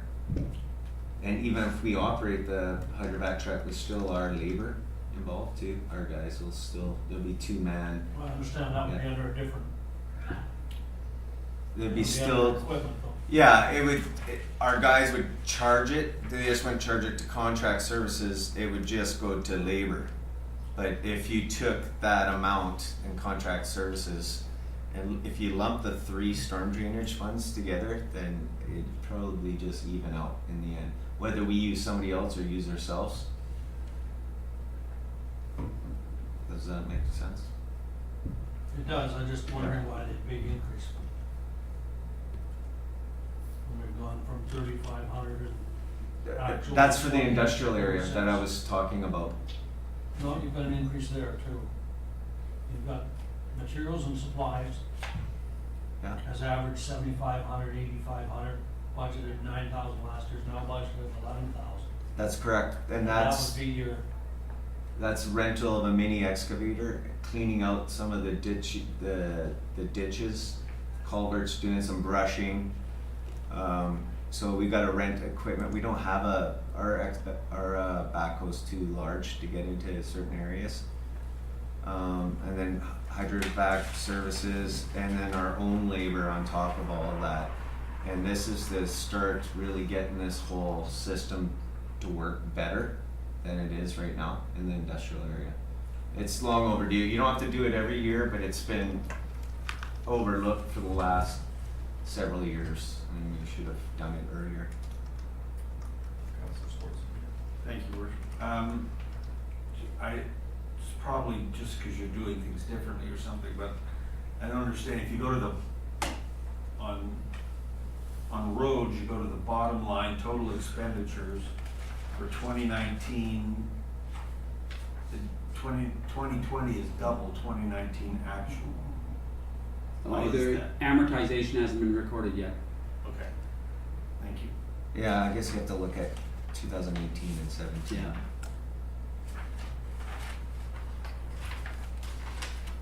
Councilor Grace. Thank you. I've got a few as well, just going a little further back up the page, ending in 701, the paved streets patching contract. The budget looks quite a bit higher than the last 3 years' actuals. There was, I was discussing this with Darren. There's a couple areas, one area on Meadows and Similkameen that we just need to patch or pave a little bit of a bigger area. Okay. Yeah, it's just a little bit extra road maintenance. And then another one too is the unpaved streets grading labor. I think 500 would halfway on that page. Those are generally unpaved streets or are the alleyways. Some of the alleyways are, not all alleyways are paved, and they require some maintenance. And we also do some dust control in certain areas of town, and those are the ones that aren't paved are usually put a chemical on it or. We've been doing that every year. The last 3 year Yeah. actuals are 853, 1494, and 839, and it's budgeted at 3450. Oh, there was some extra work for alleys, for millings, sorry, we do have a stockpile of millings, I missed that line. That we were gonna maybe patch up some of the worst alleys and lay some more millings down. And which is an asphalt mixture, and if you pack it down and do it right, it actually holds up quite well. So we already have the millings? Yeah, we have some stockpile, yeah. So the next line, then the materials and supplies. We have the millings, why is it 50? That's the dust control product that Darren, we're looking at doing it in-house, because every contractor that we go to, we keep losing our contractors. We've gone through 3 now, and trying to get somebody to come. They'll come if you use magnesium or some of the more expensive chemicals, and so we're actually looking at using our own equipment that we have and just laying down our own product.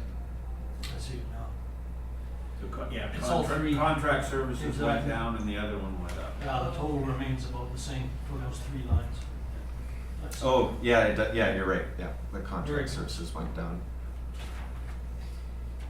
Councilor Benjamin. This is a sidebar kind of thing, but just because you mentioned chemicals and the more expensive ones being magnesium and stuff like that, so if we're using less expensive chemicals, what are we trying to use? We were using, well, one contractor that we were using, sometimes they'll use like a mixture of like a pulp and paper byproduct with some calcium chloride or like the stuff that we were using a couple of contractors ago was a byproduct from the pulp industry, and if you wet the laneways down and put this product on, it actually held up quite well. It worked really well, yeah.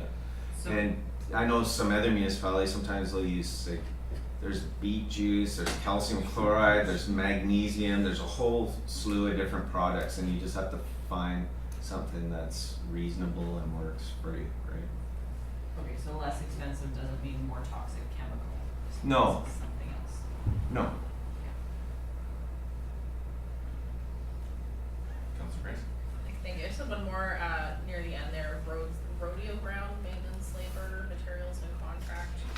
Yeah, Do we have rodeo ground? You didn't know this? You didn't know that? That's where the fire department. the fire department trains there. They're pretty much the sole use there almost. But we do have to, where is it? Yeah. We have a puncture fine problem over there. Yeah. And we need to spend a little time to get it under control. So why is that broken out separately from the puncture buying budget? Well, we've always done weed mowing in that field where we kept the containers. It's just north of the rodeo grounds. I think Councillor Grice is looking at it and seeing 4,350 in the budget when our expenses in the past have been in the $2,000, $2,500 range. So what we're planning on doing is taking the subsurface off where this one area that's really bad puncture vine, you can't control it now. It's just taking it away, burying it or doing something with it and laying down some crush and other materials. And that's where the fire department would be traveling over a little bit more too, just to keep it under control again, get it back to. Otherwise, any piece of equipment that goes in there, whether it's farmers' tractors, not the rodeo grounds, but puncture vinyl, stick in tires, and people can track it all over the place, and that's why it's spreading all over. It's invasives. It's an invasive, never-ending battle. We're just trying to control it to a point. So it's not under the puncture vine. It's because we're making some improvements to the rodeo grounds to, could be either or. That wouldn't matter to me. Yeah. That's what I think, yeah. Okay, I'm gonna. Okay, Mark? I you're have gonna one go more. for something? Yeah, further up that same page, street lighting and street lighting power. Fortis BC maintenance contracts by the looks of it. I see 7,300, 4,800, 9,200. Last year's budget of 12,400, this year's budget of 13,800. Similarly on the power, I mean, they held the power budget at the same, but, I mean, I'm assuming we're switching over some to LED as we go along. Mm-hmm. Yeah, we So are our doing more of budget- that. Our power budget is going, you know, when I look 16. back to 2017, it appears our power budget is going down. And I'm wondering if we should not be adjusting our budget accordingly. Similarly with the maintenance contracts. Go ahead, please explain. No, I think like the power itself, Doug and I were just saying that could be brought down. That's high. We're not quite finished with them, but we did like a full audit of our system, and we're rectifying a bunch of the billing with Fortis, and that still hasn't been 100%. I think we may even see more savings, but until we do, that is a little bit high. I vote, well, I'm not voting, but I'd recommend to take it down to 7,500 to 54,000. And the line above, maintenance. I'll let you talk to that one. The maintenance, can you open that up for us? It is. Oh, maintenance contracts. 223. Which number are we looking at? Account 701. Okay, so that's Fortis BC, when we need to get them to do any work on their poles, they have to do the work on those. So that's up and down every, Again, I'm just looking at history. 100 off. yeah, and we, yeah, that may be on the high side. Is 10,500 or something like that, 10,800? Yeah, no, we could reduce that by 3. Okay. Yeah, it's just, we never know what goes out that year. That one always gonna fluctuate. It just depends what's. So we're gonna reduce it to, Then I would 10,800? make the motion that it would be, that account 223-250701 street lighting be reduced to 10,800. And further, that account 223-250710 street lighting power be reduced to 54,000. 54,000 even, was it? yeah, 54,000 even, 7,500, yeah. And the street lighting which? contract? Street lighting maintenance contracts Go down 3,000. to 10,800, Penny. and street lighting power be reduced to 54,000. Yeah, we've got that one, I just wanted to make sure I had the right number for you. Yep. Awesome. 223-250-701. Just for That's seven. everyone keeping tabs. Anything else in that But, cost center? yeah, On which- Is there anything else in that cost center? In that sheet, well, I was gonna ask, account further down, account, 223260700, street sign supplies. Street Street signs. lighting actual was pretty high on that one. pretty close to actual. I understand what happened from previous years. Did we get a bunch of new streets and we had to put up signs? Is that something we expect to do again this year? Street sign labor and supplies? Supplies below, it's Supplies. replace older signs around town. Yeah, no, that one,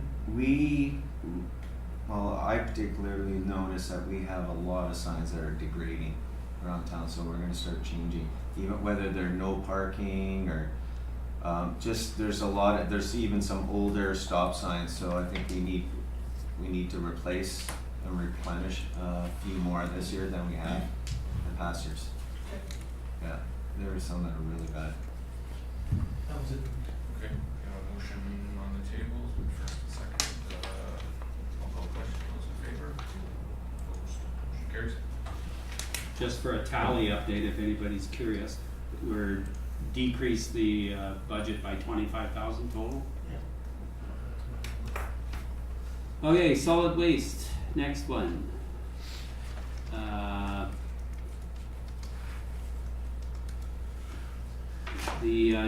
Just the recycling fees, just so you know how come they're so low, that was before our billing, so that hasn't been updated, that just actually happened in the last few days, so. The budget itself, the contract is based on the actual, we spent about $194,000 this year, and it is based on our yard waste, our bulk, our spring cleanup, recycling's $9,000 a month, yard waste $6,000 a month. We also allocate 20% of solid waste person's time. We have a blue bag group, $900 a month. So that all totals up to that budget of $222,000. And the actual, we haven't allocated out the solid waste technician's time. So the actual is gonna be approximately $210,000 to $215,000.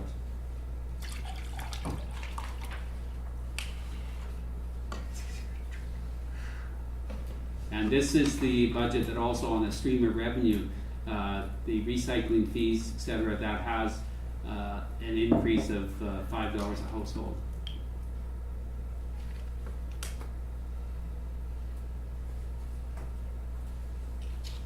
We expect it to be a money in, money out budget. I'd like it to be. Actually, it should actually make us a little bit of money, but Well, aren't you're putting 43,000 into reserve, is that correct? the other way, Other way, yeah, Taking it out. taking it out of reserve? yeah. That's the solid waste reserve. Yeah. Right. And that reserve's healthy as well. We haven't drawn on it, and so that was one of my, when we were doing the reserve policy back a few months ago, was one of the reserves that I was looking at, maybe either amalgamating, consolidating, doing something, because it's really a reserve that's it's I kind of like it, it's like a general reserve that, you know, council can do, make a resolution and do what they wish with that reserve. I notice it isn't listed in any of our reserves later, way back in. Yeah, it's not, you're right. Do we know what the balance in that reserve is? It's I believe, I'm pretty comfortable in saying it's in excess of 300,000.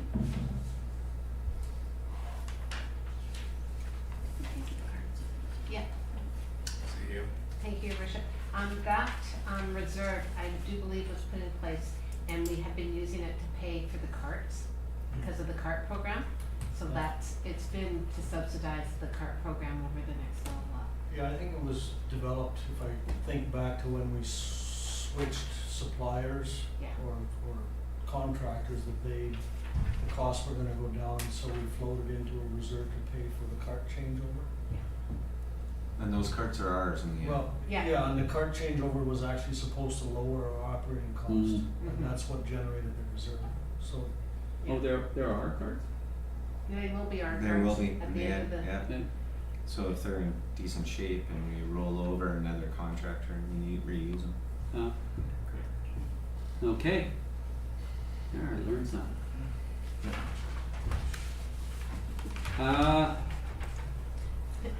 Anything Yeah, I else?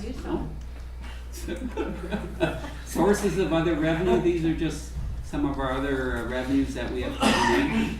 We have a franchise fee from Fortis, that's 3% of their gross sales. We have the return on investments, we have tax penalties, we got interest on unpaid accounts, miscellaneous revenue that is just various revenue that comes in through our till. We have 4,600, that's what we get from the school tax to administer the school tax.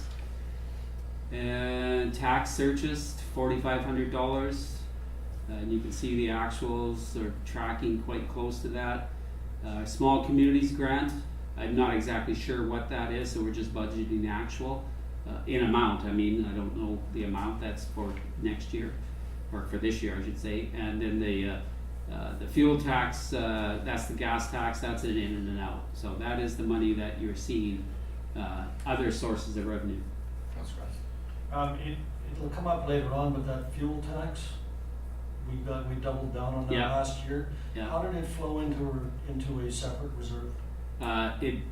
We have not allocated that, it's just going into a gas tax reserve right now. That's how it flowed in at the end of 2019. So that wasn't council direction, anything, it could No. have just as easy gone into general reserve? It could have. Okay. Next budget, department, town hall, this is just strictly the budget to maintain the town hall. There's a few items, the old town hall's getting older, needs some work. So they wanted to do some, the porch, the front steps, need some It's more the porch. TLC. Yeah, A little bit of painting, interior painting. upstairs. Yeah. Upstairs, we also have some other supplies, and like I said, the budget year over year, other than those two items of the porch and a little bit of painting upstairs, is the same as 2019. The stairwell security. So, yeah.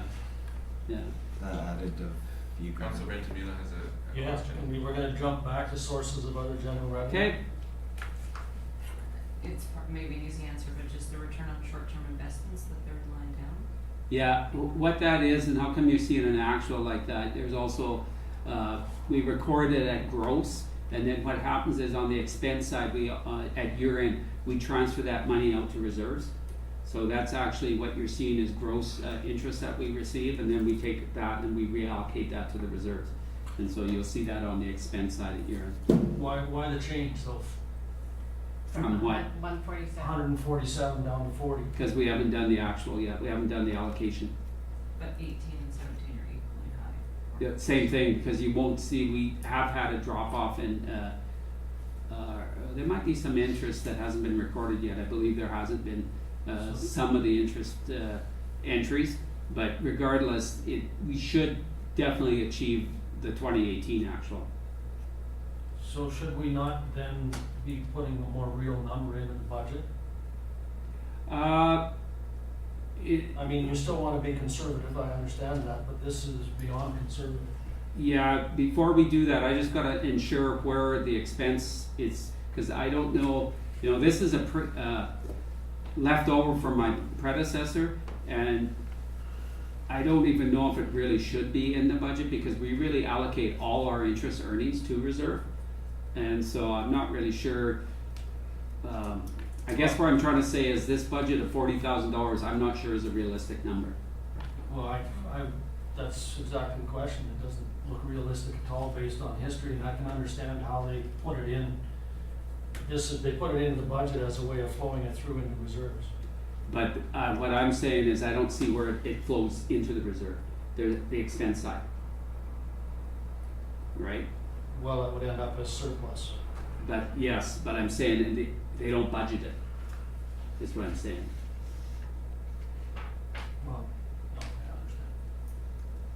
I got a question there. Doug, Yeah. each of the reserves, the interest on the surplus, whatever the surplus gets allocated individually, correct? Right, what we do is we take the interest, the average interest that we earn on all our investments and our current account, and last year I think it was around 2.45%, and we allocate that interest to all reserves based on the opening balance, the contributions in, the average of the contributions, then, okay, what interest gets allocated? At the end of the day, then that all gets taken out of this account.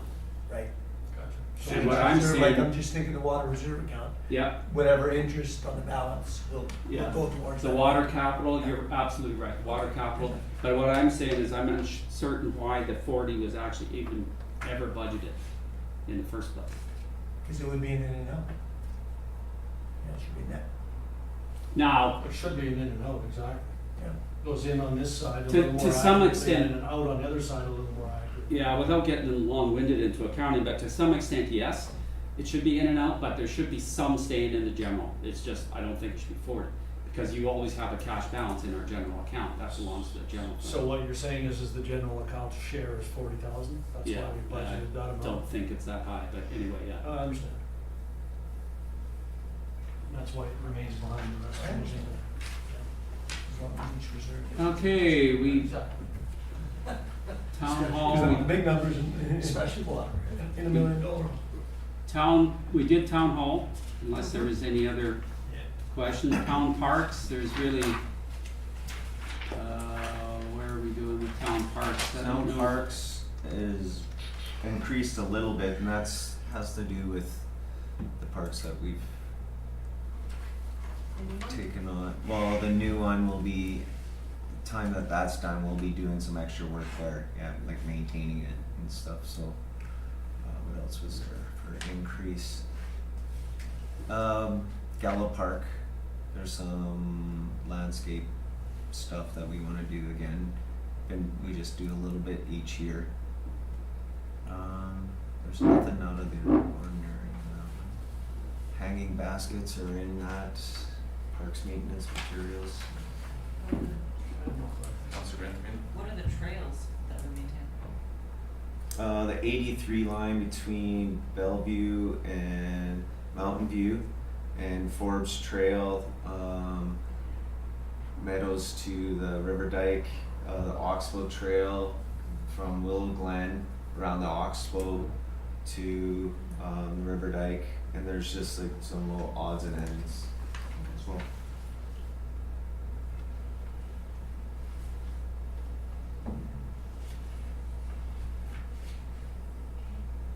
Okay. Town rentals.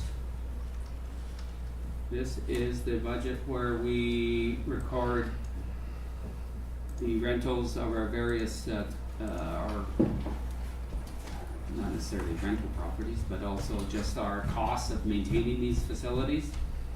Council chambers here, we have CPR station, the museum. We don't. Just put this at my desk. So you can see where our budget is consistent, we're a little bit, we overspent in 2019, but it's certainly our budgets are consistent year over year. Oh, and that could be because I don't have the chamber, we haven't entered in the recovery for the chamber yet, so that's why, council chamber. So once that entry is done, then our budget will be very close to actual.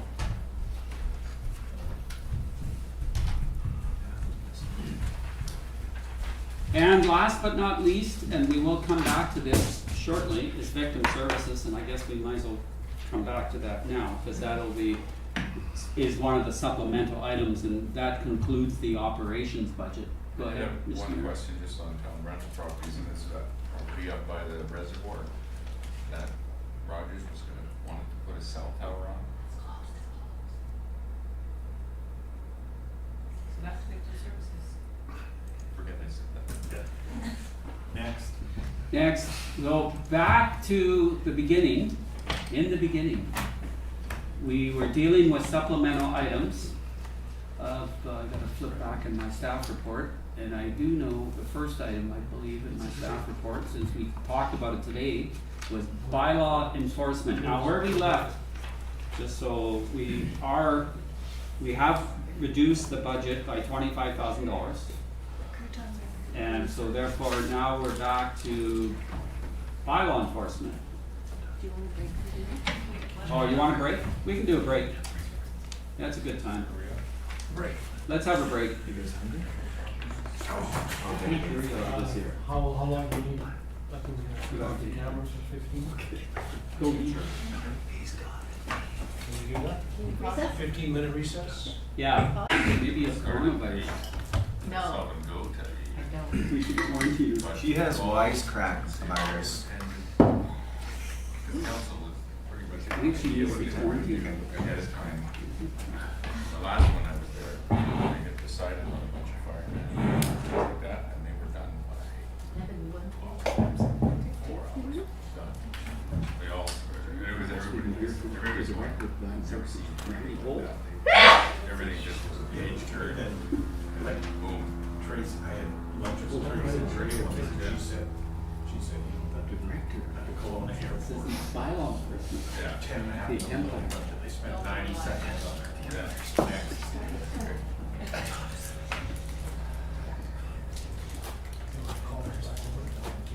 Okie dokie. Back to order, over to you, Doug. Back to the grind.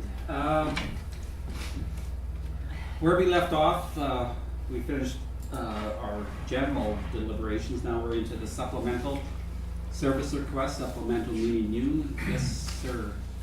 What we thought was we could move into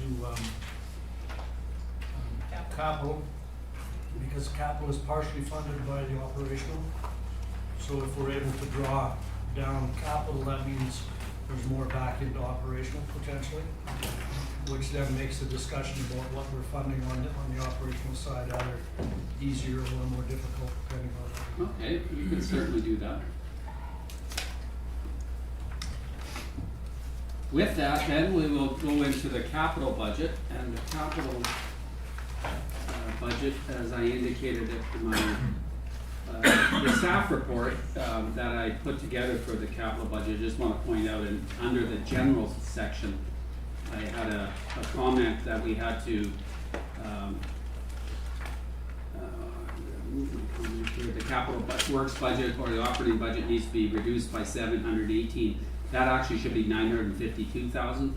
And as we get into the capital budget, that is our goal is, and on page 3 of the presentation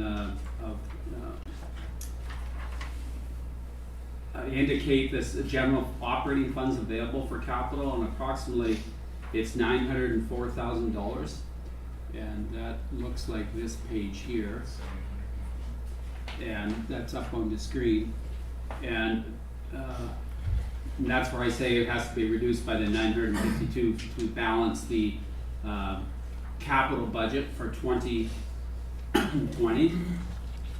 And I also make note of the fact that in 2019, the federal government made 2 payments of the gas tax monies, both of $268,000. The second payment of the $268 in 2019 has not been utilized for capital purposes, as it was found money per se, and so therefore it's being carried forward into 2020. So that money is also available to be used or to be reserved, and it depends on council's wishes. There are specific criteria that go along with that, but certainly roadworks and infrastructure capacity building are eligible for funding out of that grant. And Doug? go ahead, sorry. Council Benjamin. I just have a question about the gas tax in general.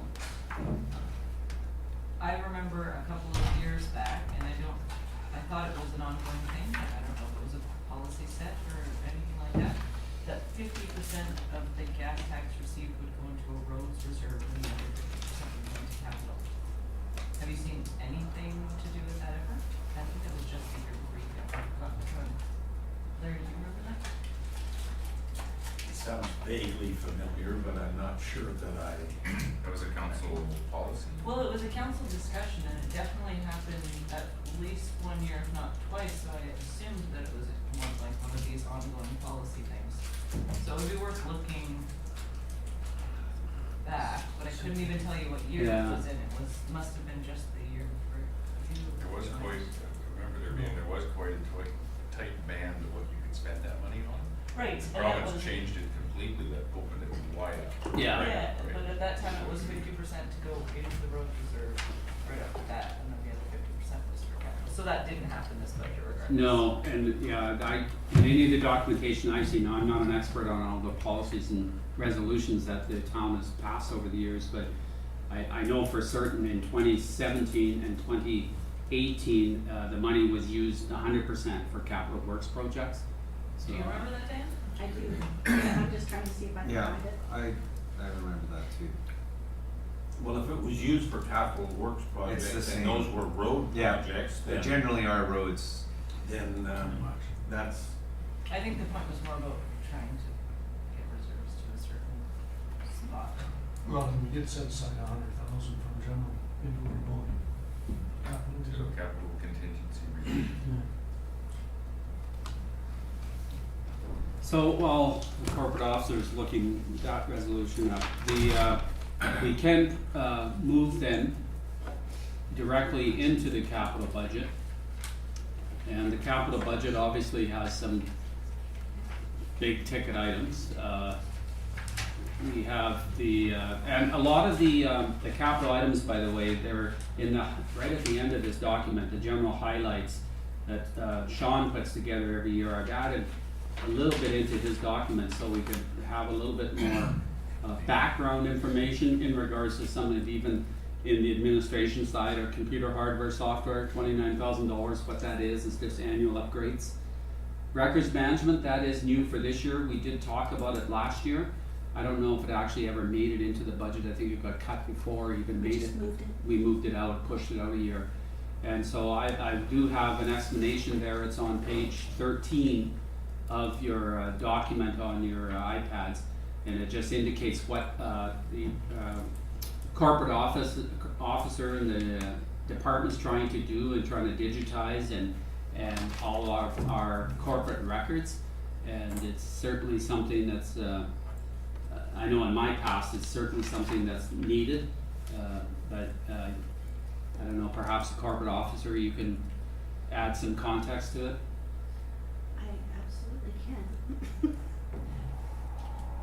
just gonna pull it up in the report. So for records management in the organization, we've been using Laserfish for well over a decade. We were one of the first local governments in the area that have ever used Laserfish, and we brought Fathom in at the same time. So right now we're Laserfishing, we're scanning all of our records, but they're not being applied a disposition, which means that when we're going to dispose of them. So in doing that, that means that we have records for well over 12 years that are scanned into the organization that can put the organization at risk, in particular when we're doing an FOI request or if there's legal action and we get asked for records. We would be searching for a long time to try and find all those records that should have been disposed.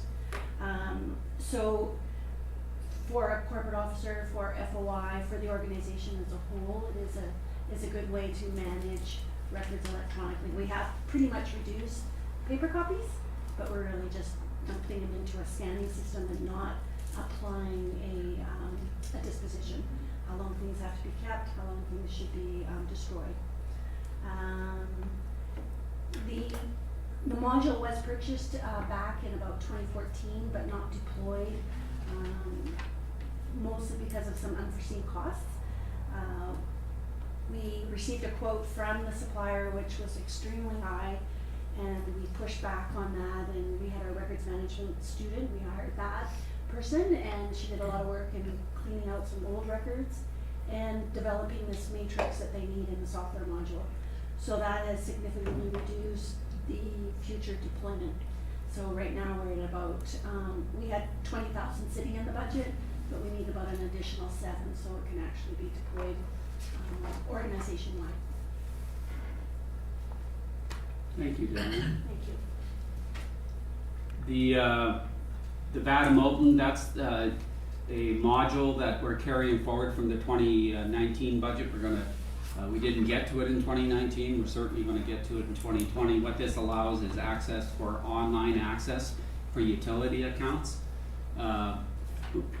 Right now, we don't have that, I'm sorry to say, that it's something we desperately need, so we're just gonna carry that forward from 2019, so that is not new money in 2020.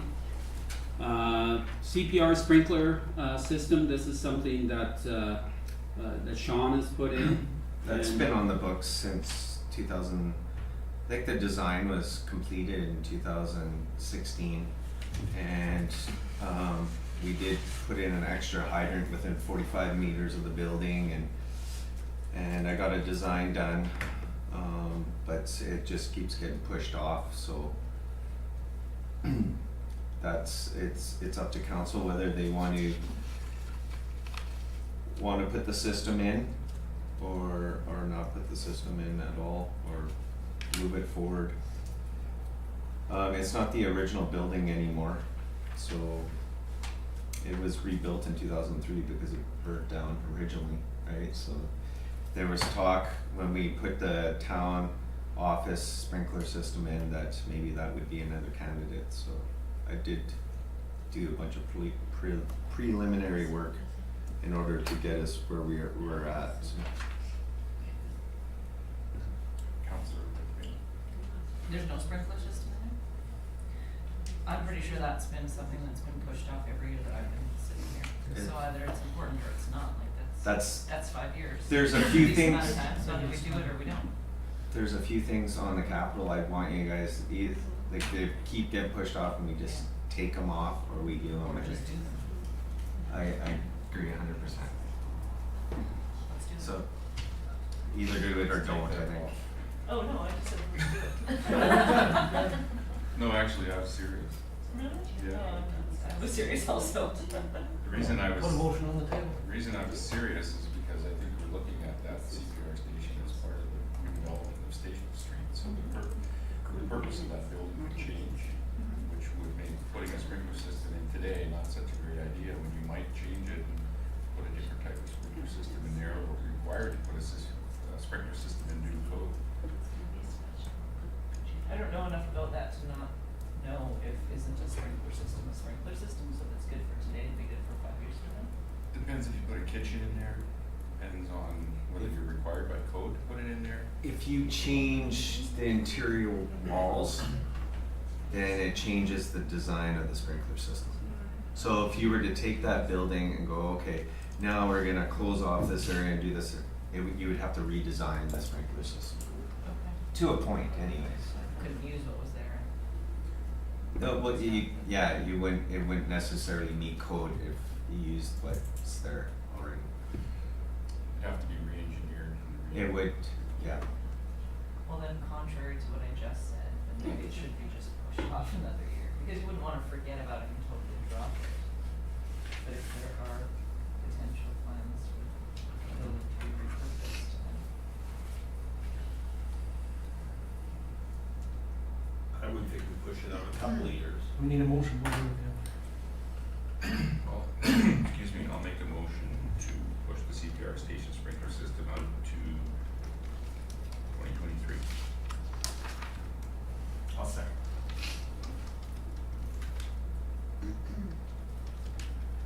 we can always bring it back again if we need to. Yeah.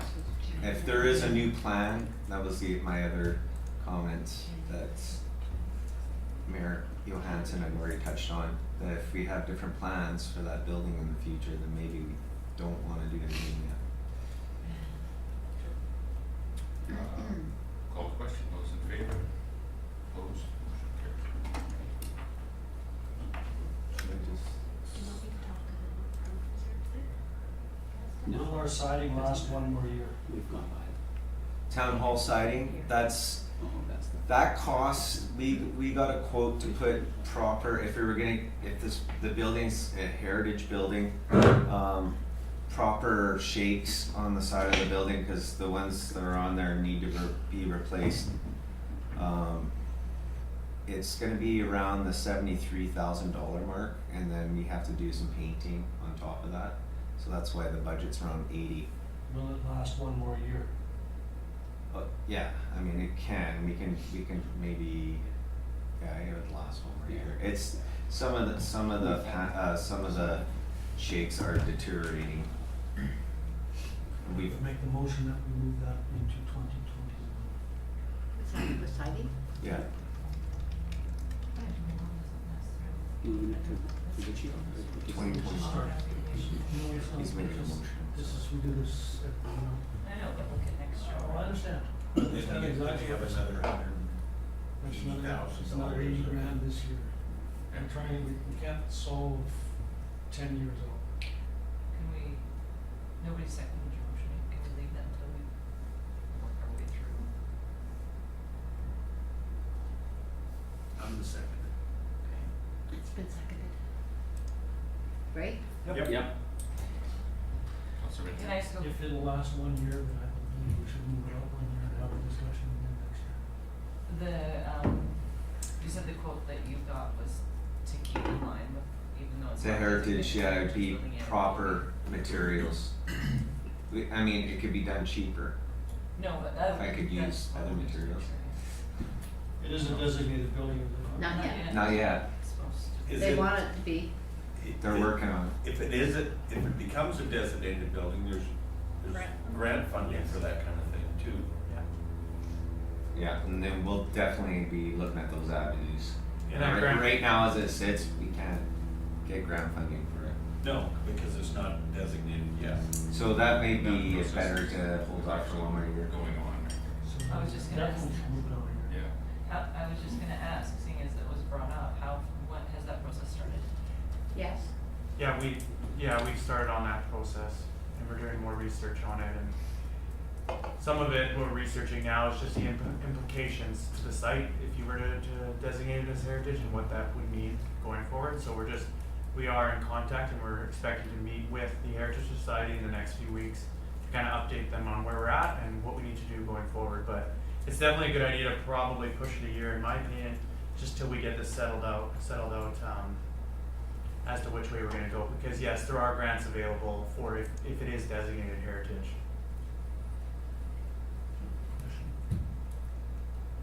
Call the question, those in favor? Opposed, motion carries.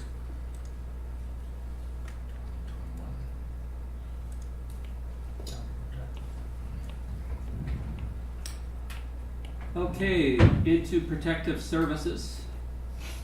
Or do you wanna talk about the CPR roof replacement? It's 2020. That's, yeah, 2021, that does need replacing, yeah. Okay. We can So talk it'll be about moved that up? next year.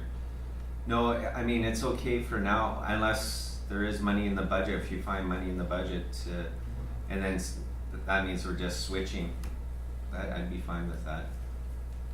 It's more important than just for. What we did do is we did some patching, we had a company come in and do some proper patching on it, so it's holding up okay, but there were leaks in the roof before. And it's fine right now, but how long that lasts, we don't know. It is a sloped roof right on there, there's no, it's not tar and gravel, it's a Yeah. sloped roof, so any leaks would be manageable. Yeah,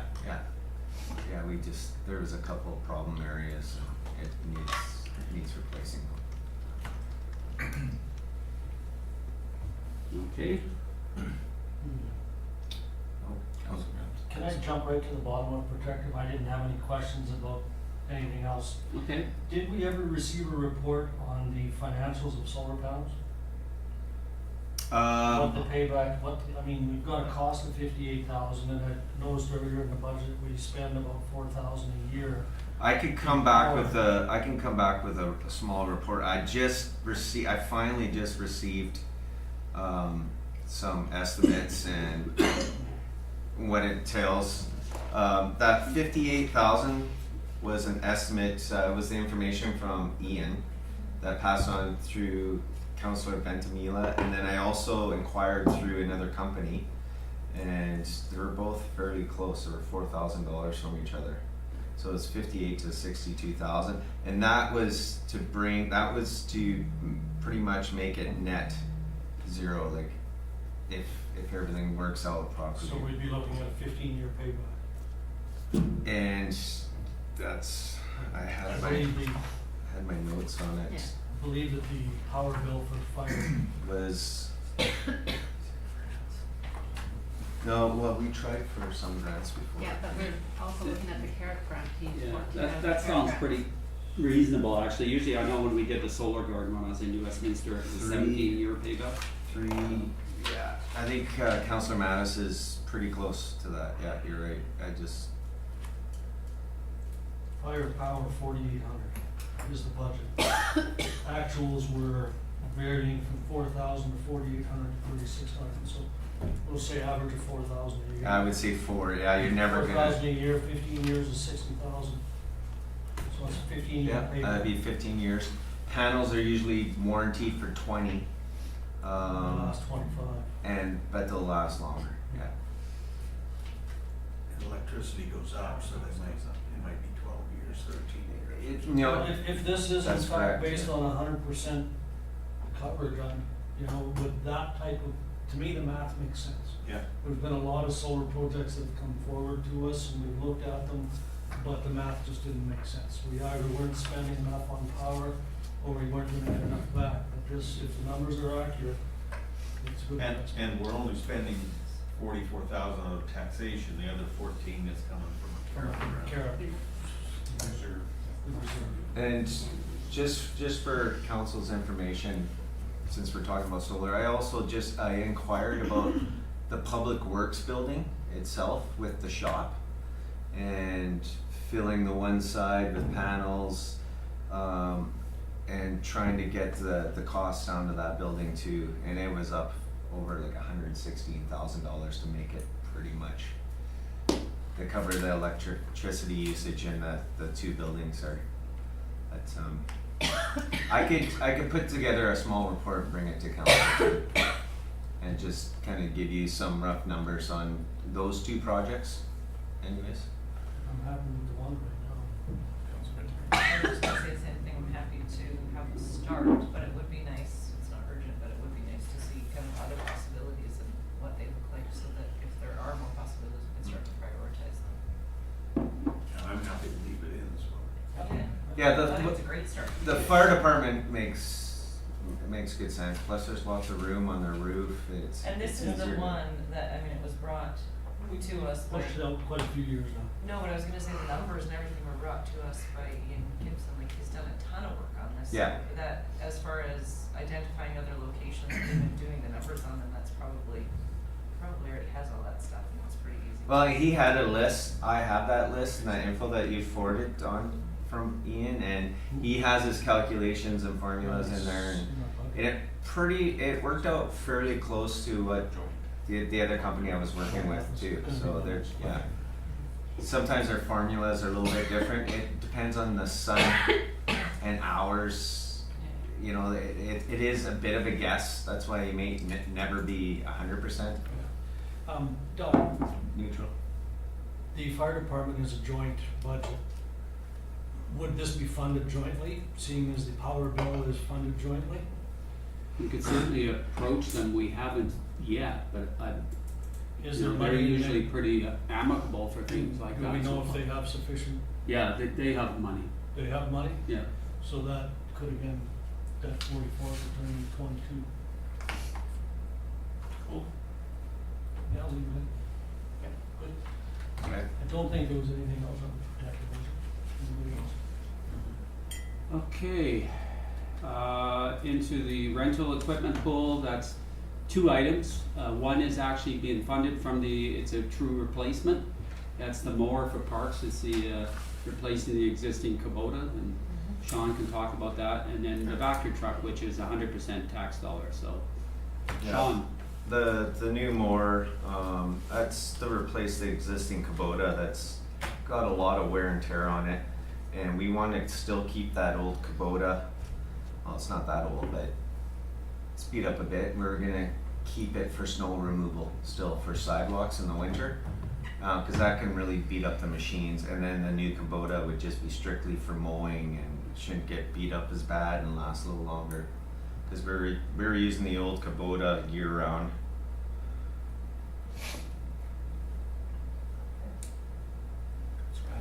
Moving on to the Vector truck, I think we're fine with the Kubota. Okay.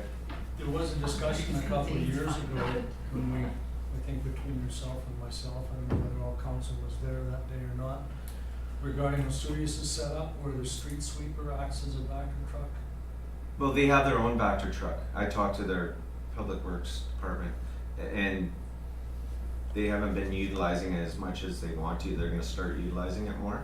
Is there not the possibility of getting a unit that does both? The sweepers, as far as Darren and I know, in our research, they do have capability of like a hose system that can suck stuff out. But from what I've been told, it's looser material like leaves and stuff. You can't, a Vector truck, you need the high pressure hoses. You got to break up the ground, and then it can do a lot more, and it's more powerful. The other ones aren't nearly as powerful. Plus, you don't have that high pressure hose system with the water to break up the material. Yeah. It's mostly just loose stuff that you can use those. So the Vector truck, Doug put some extra figures in there just to show council what we've, how much we spend on contractors the last several years. We're looking at a combination Vector truck. It takes the place of the backhoe in a lot of situations. You can use it for service digs for water, sewer, and other repairs or installations. Catch basin cleaning. There's the odd tree planting where we need hydrovac services in certain areas. Sewer line flushing, that's the combo part where you can flush the sewer lines. Lift station maintenance, the lift station's needed every year. They wash the grease off and clean up the lift stations and stay on top of that. Storm line culvert cleaning, as we were talking about earlier with culverts. There are some plugged ones in town that we need to undo. It also always carries water and has high pressure hose system, so we can use that for various things. We could also use it on the water canal for cleaning and for cleanup. Sometimes we'll make piles and we have to send the backhoe in to clamp them. If you had the hydrovac truck, you just go in and you just suck it out right there. It's less of it's one piece of equipment versus bringing in a dump truck and a backhoe too. So there's. Does anybody want to move it or get rid of it? Well, I guess it depends on how the other I was just gonna say, it's probably gonna depend on how some of the other discussion on some of the other items that are fairly large. It's an easy one to move out, but there is operational savings associated with it. I did look into borrowing, but we need to get electoral consent to borrow to buy. We could borrow, but we'd have to go to a referendum to buy it. Leasing it, I believe, is an option.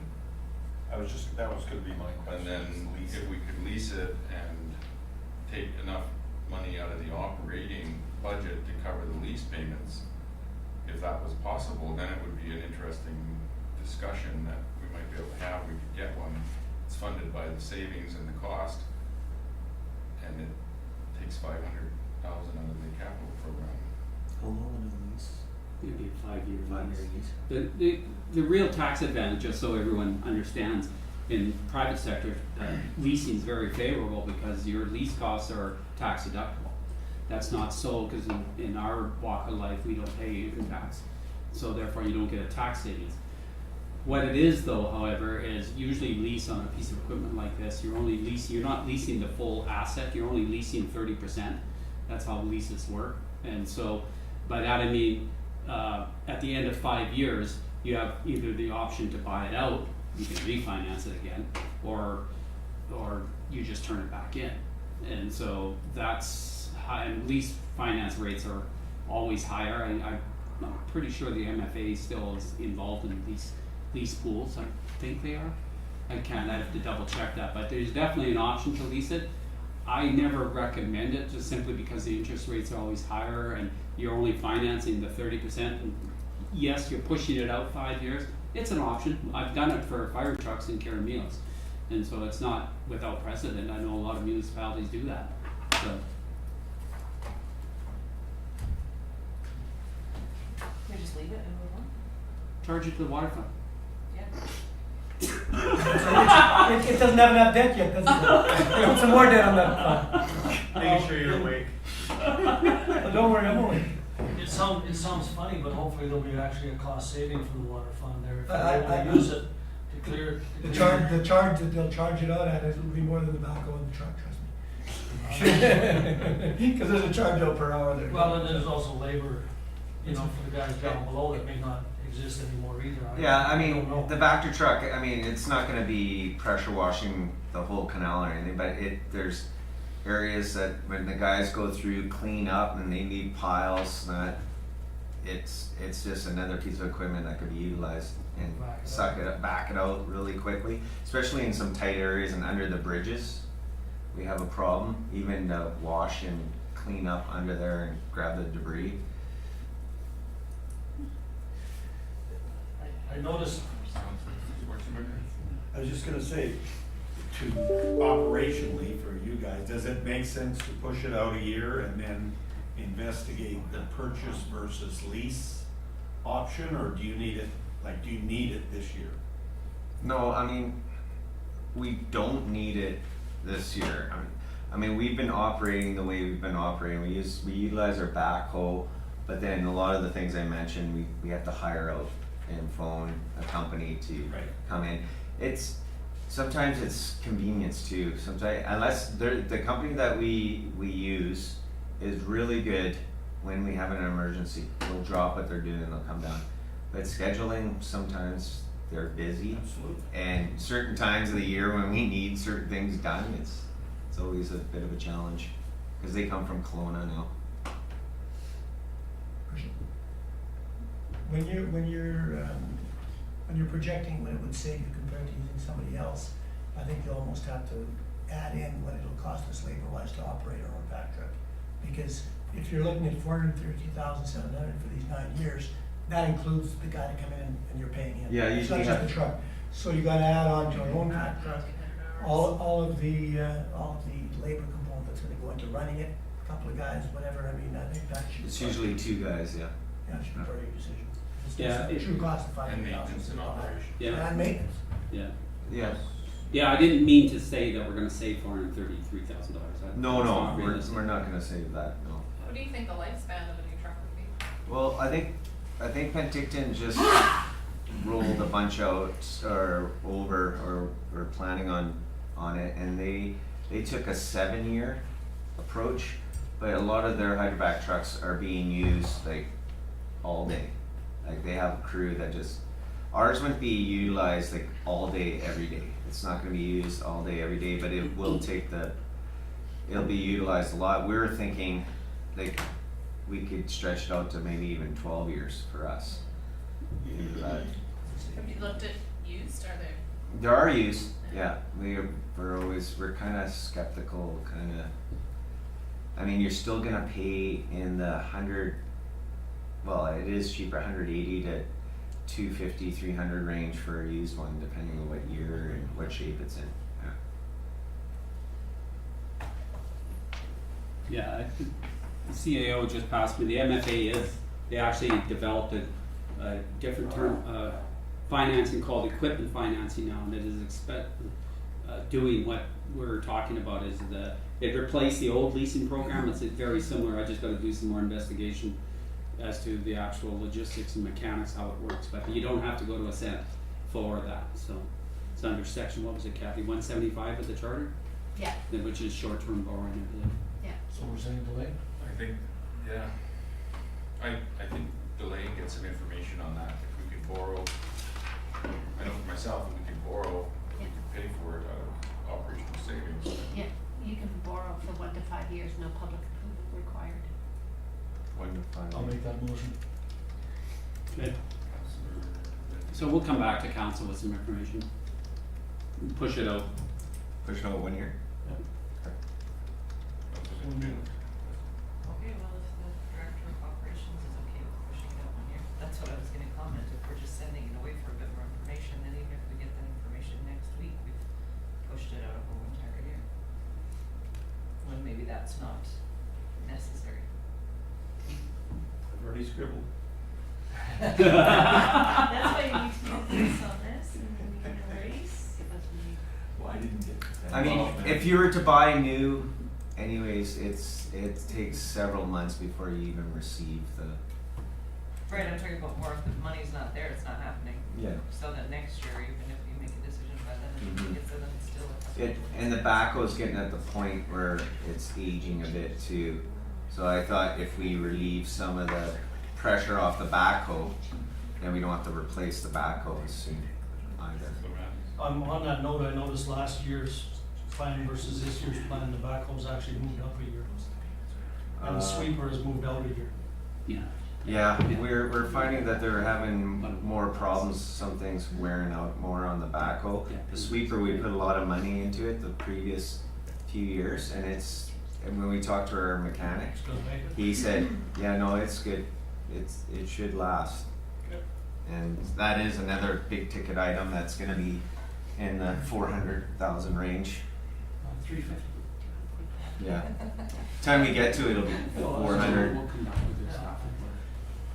That's I what was gonna say, in light that we might be able to finance it, I mean, we can have the motion to move it, but not necessarily a year, but we can move it out of the 2020 capital program.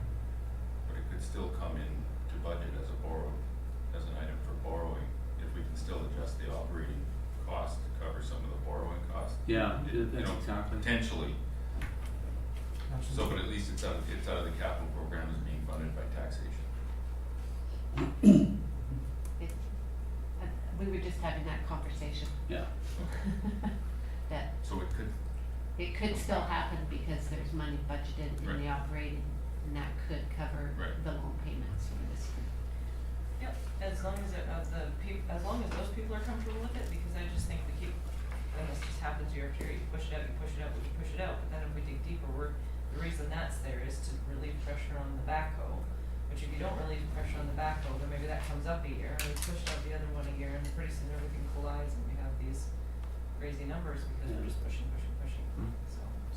But I'm not the one that Yeah, no, works on the equipment and knows really.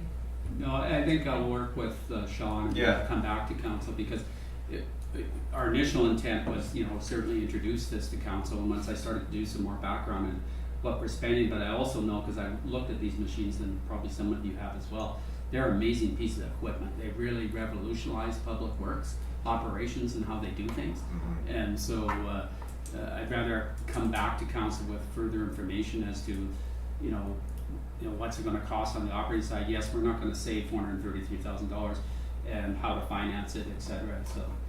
And that could still happen in 2020.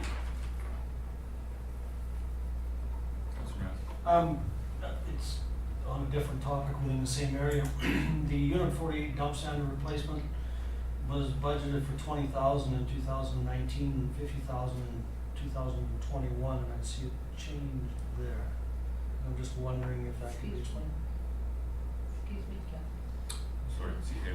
Prior to you going over to a new Oh, I'm item, sorry. we're working Got it. on that motion, Resolution. there was a move, I don't know if it's been seconded, but there is a I think they did. Yeah, I think Larry said. all he said was he's already scribbled. Yeah. That was my second. That was second. That was my second, that was. I will call the question then, those in favor? To moving it out a year. Yeah. Moving it out of. Delay the purchase of the Yeah. tractor truck to 2021, and that staff will bring back information on equipment financing from MFA.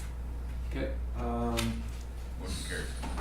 Thank you. equipment sander. Yeah, I think it's, Councilor Mattis, I think it's the same unit, but it's not the sander this time, it's the dump truck, like the other part of the truck.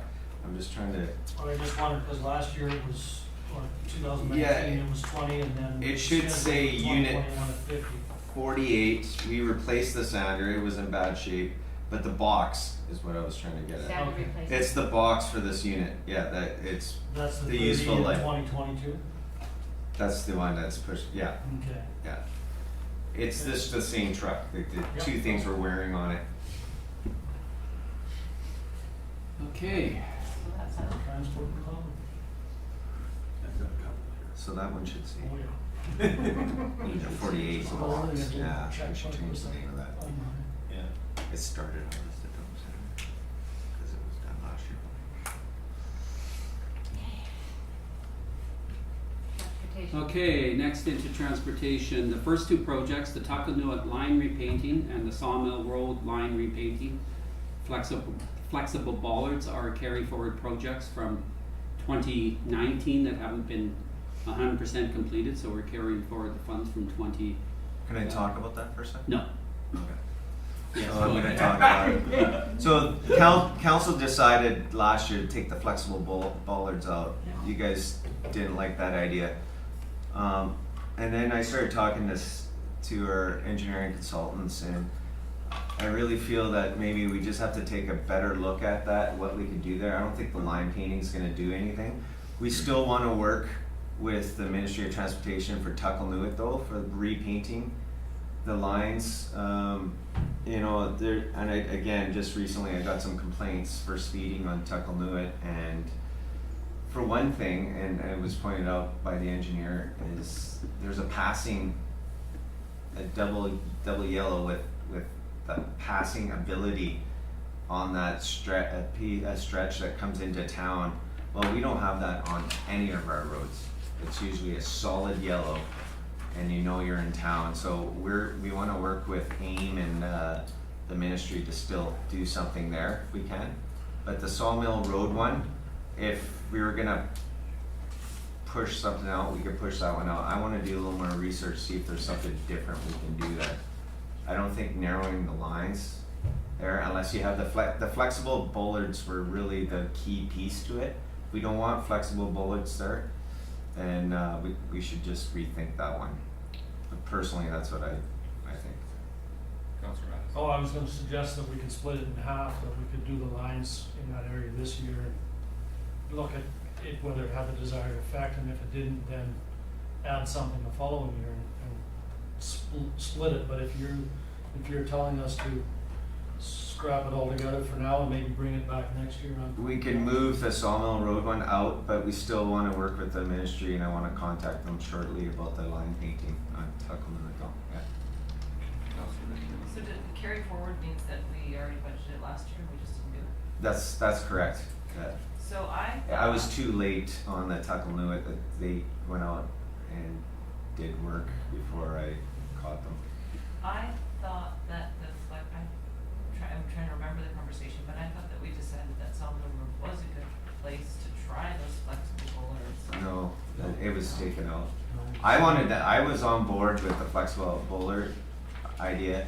I know Penticton uses them in different areas, but they're not always nice to look at. And but I think it was thought that people would try to hit them. And Well, I'm just trying to understand why it's a carry forward, meaning we budgeted for it, but then we just Didn't do didn't it. want. we didn't get to it.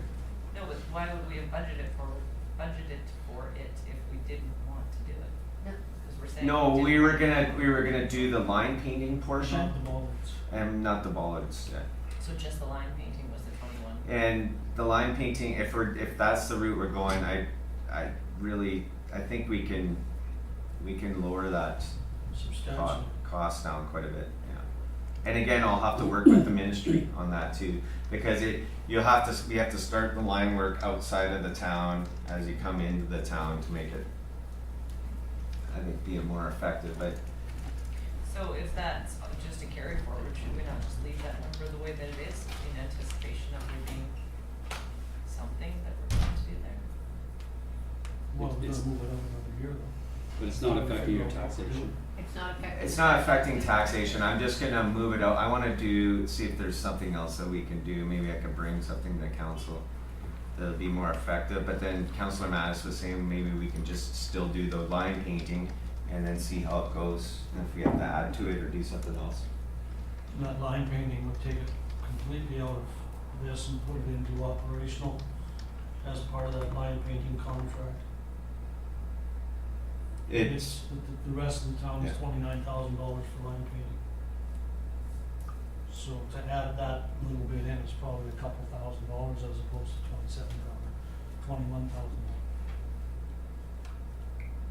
So you'd be taking I don't have a 22 breakdown. out of this, out of capital and adding, let's say 2,000 into operation. Because the operational budget for line painting contract is $29,000 for the whole town. So it's not much.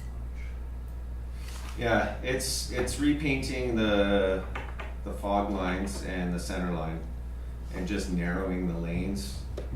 And then the flexible bollards were gonna be on the center line.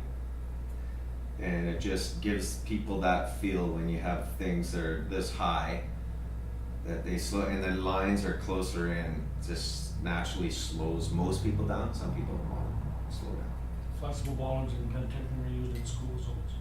Generally, yeah. Except for in the downtown area, so I think they have more now in different areas. What if it's up in the industrial area as well by, Well, the industrial, up on government? I've seen them at other They have places. one government Most, by the hospital, Yeah. yeah, but mostly school zones, yeah. How come I've never seen them? cause you, Flexible like 4 in the morning. It's because you've already ran over them. Oh, Texting and driving. Texting and driving, yeah. Money's just sitting in reserve, so Move it out? move it out of the capital. No, move it out a year. I don't know why we move it, personally, I don't understand why we move it out a year, if we wanna keep working on some sort of solution, just leave it there, it doesn't affect anything. We can leave it there and I'll try to do what I can. It doesn't affect, it's in general reserve.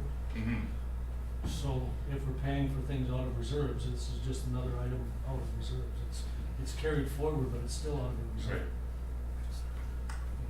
It's not like money's, yeah. But if we wanna try and work towards a solution this year, why would we not just leave it there?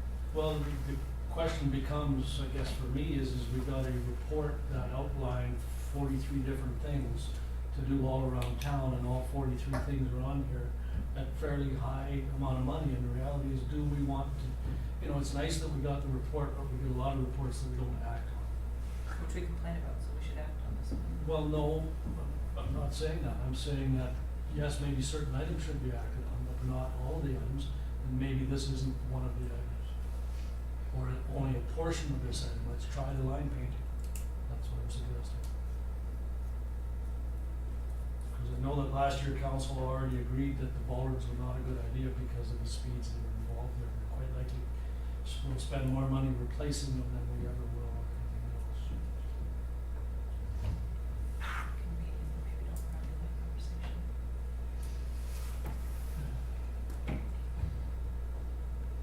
Council Grace.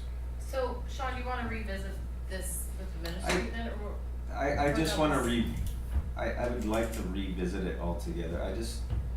Part of me is repainting the lines there. It makes more sense on Tuckalnuit, but there, it may or may not be effective. So do you need this to stay? It in could the stay budget and I for could this still year? work on it and talk to the consultants. There's another consultant group that specializes in traffic engineering and safety and stuff, and maybe we can bounce some ideas off of them too. There's a group that we're starting to use. fair. If it's Fairly gonna enough, work on but- it, and it's not affecting taxation, cause it's carried forward, we might as well keep it where it is. But it does affect taxation. How? It affects taxation because the money's in reserves. So when you take money out of the reserves to buy something, that means the money for something else has to come from taxation. So if you don't spend this money, it doesn't matter, it's in reserves, it's no different than any other reserve that we have today.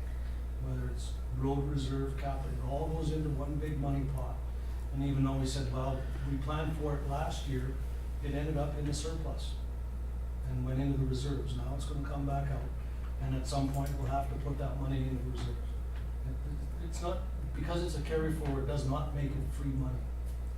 Well, it's not free money, but our whole purpose here is to find some room for other things. And if it's already been allocated and it's being carried forward, whether we move it out or we don't move it out, it's still, it's not gonna affect our ability. It affects $30,000, it affects $22,000 that will remain in reserves for us to spend on other things. Councilor Benjamin. And the way that I see it, not that, you know, not that that specific project is like my number one or anything, but last year we made a decision that was important and we didn't move forward on it. So we have it there. It's not, I'm of the opinion that it's not really affecting taxation, even though you've got a different description. I don't understand why we wouldn't leave it there, like it was important to us last year, why would we push it off and then next year decide it's important to get into tax for it again? For the same reason we push other things off, because we don't have the money to do it this year. We want to use the money somewhere else. They specifically put it in last year. We do that with everything that's on this list, goes on this list at some point specifically because we want to do it, but yet we push things out. Yeah, but when we actually leave it in a year and tax for it, generally that gets done, or it gets carried forward, just like this is being proposed to do. And similarly, it could get carried forward to next year, or the year after, or the year after. I think this will become easier with our new financial plan where carry forwards will come forward with an explanation of why they didn't get done. And we'll be able to approve them to continue to be carried, you know, like a project that's budgeted like this one was last year would come forward as a carryover request. And council would make a decision whether they're gonna carry it over or not, based on the information that's provided. For me to remove this from the list, I would need to hear from the director of operations and I'm canceling the project. I'm not sure what I'm gonna do here. I wanna revisit this and come back with another plan. Another for solution? council- Another solution for council to consider. And And if that's the case, then I would say cancel the project. And again, like I'm okay with that because we still have, we have made some improvements last year in our budget, Tuckalnuit and on Fairview with the sidewalks and we still have some other projects in here, whether you decide to do it or not, that goes back to that consultant's report on traffic calming and safety. So there are still some things on the list that we are doing or proposing at least, whether council decides to do them or not. So.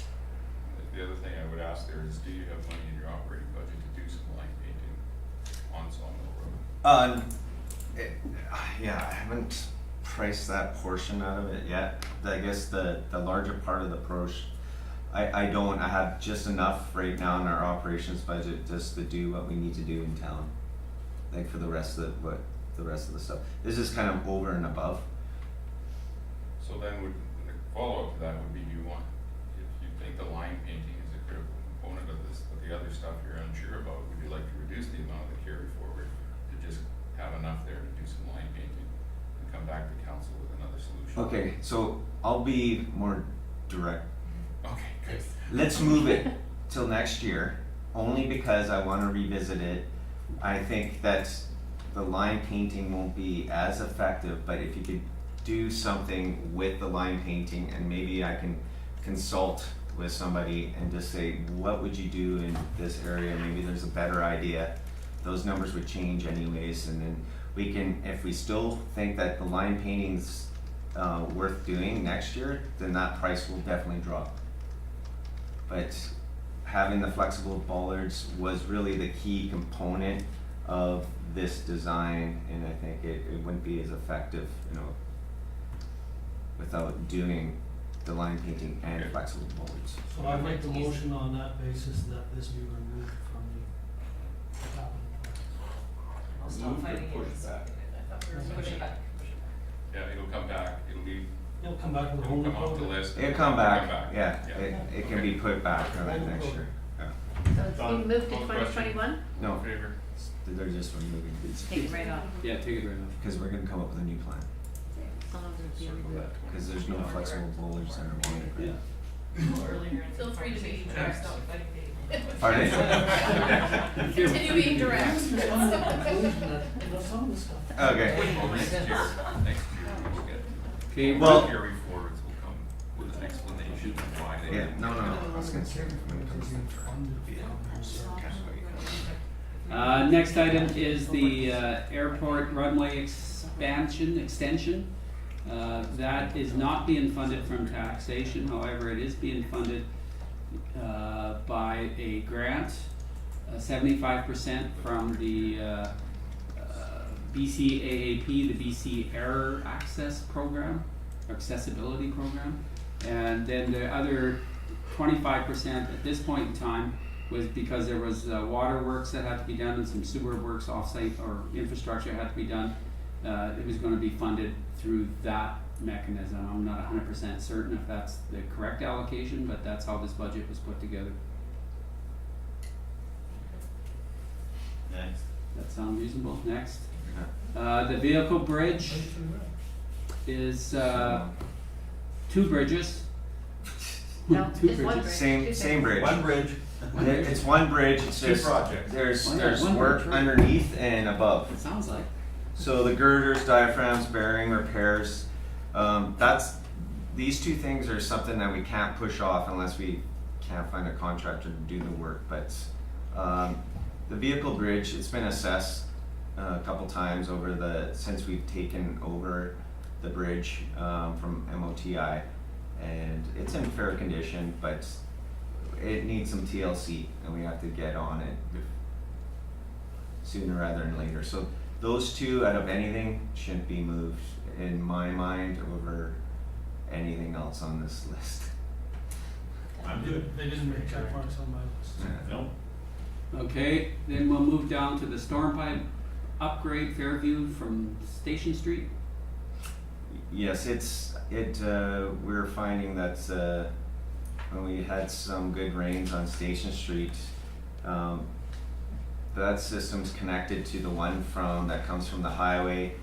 And so that section between Station to the outfall is undersized. I've been on that lake. It bubbled up, if I'm reading this correctly, this is engineering I this thought year. it was gonna go in the Pardon? library. This is engineering this year? Yeah, It was over the sign. that would be the engineering to come up with the plan, and then the price, Yeah. it Is falls next in the other year, and it's estimated at 265, but that number could change once you do the drawings and engineering behind it. It could change numbers. Okay, The next two, Oh, oh, sorry. question. So that's for consulting services? Engineering. Yeah, to come up with the plan this year Okay. and do the design, have it ready, and then see there'll be a closer estimate, and then we can have that for next year. And we want some projects next year so we can tender them out quick if you guys pass them, and we wanna get ahead of the game and have some things pre-designed and ready to go and out the door, or closer to it. That was the theory. The solar Got path. a question. Oh, sorry. Just to follow up, because we had that operational item for the traffic, for the study on Fairview Road from the school down to McKinney. Yeah. So that could actually be in the capital if we wanted to. Is that? That's Fairview Road whether Consulting capital- Assessment. We haven't talked about whether we're gonna support that or not, but it's not necessarily an operational request then. No, it is, that could fall into capital, Yeah, wouldn't yeah, it? it 14,500? it could. Yeah, that would That's fall not in. something we would advertise though, is it? So no, it's operational. It's operational in nature, but yeah. How are you? So whereas how are this- you This would advertising that? become part of the cost of the larger project. Okay. And Yeah, we- advertised as a full amount. But couldn't When you that do other this- one become part of the cost of a Only if- larger capital? Only if project? it drives the project. If no projects come out of it, But then if it's part of it, it's it's, freestanding. Yeah, It's like any other which city. this is. yes. But this isn't, I mean, this should, but it may not. but it'll be held until, Okay. So I just- that just wanted to we project, don't understand the know process. that, we don't know that that other one will drive the project. It's just true. that other project would go Or is under this general one? consulting then. If that was the case, Dave's correct then. Then that 14,500 would go into the It'll become operation. part of it'd become part of this project and the whole amount would be amortized once If the it's project's done. the whole Because we're project. anticipating a project, in this case, we're doing a study with no anticipation of results. No, I'm talking about the study would be operational, Yes, yes. Yeah, This is that was part just of the my project. question, just Yeah. trying to understand that. yeah, That's how cool. the two of them work. Thank you. Okay, halfway lighting. Pathway lighting, I mean, it was an idea, we did Gala Park years ago, it was always an idea, and it's been pushed off a few times from previous council and from you guys last year to have pathway lighting in Fairview Park and 103 Park, to make all the linear parks kinda lit up to a point, or do we just pull it and they've been pushed off for a few years now. Councilman. This has always been a hot button for Councilman Mueller. And, as someone that lives in the area and sees how it's used, it's rarely used after dark. But, on the other hand, if we were to move the funding for this from taxation to park DCCs, which it is eligible for because it is an improvement to parks, so it could be funded from park DCCs. I would know. You'd have to Yeah, ask it the, sounds reasonable. you'd have to ask the. See?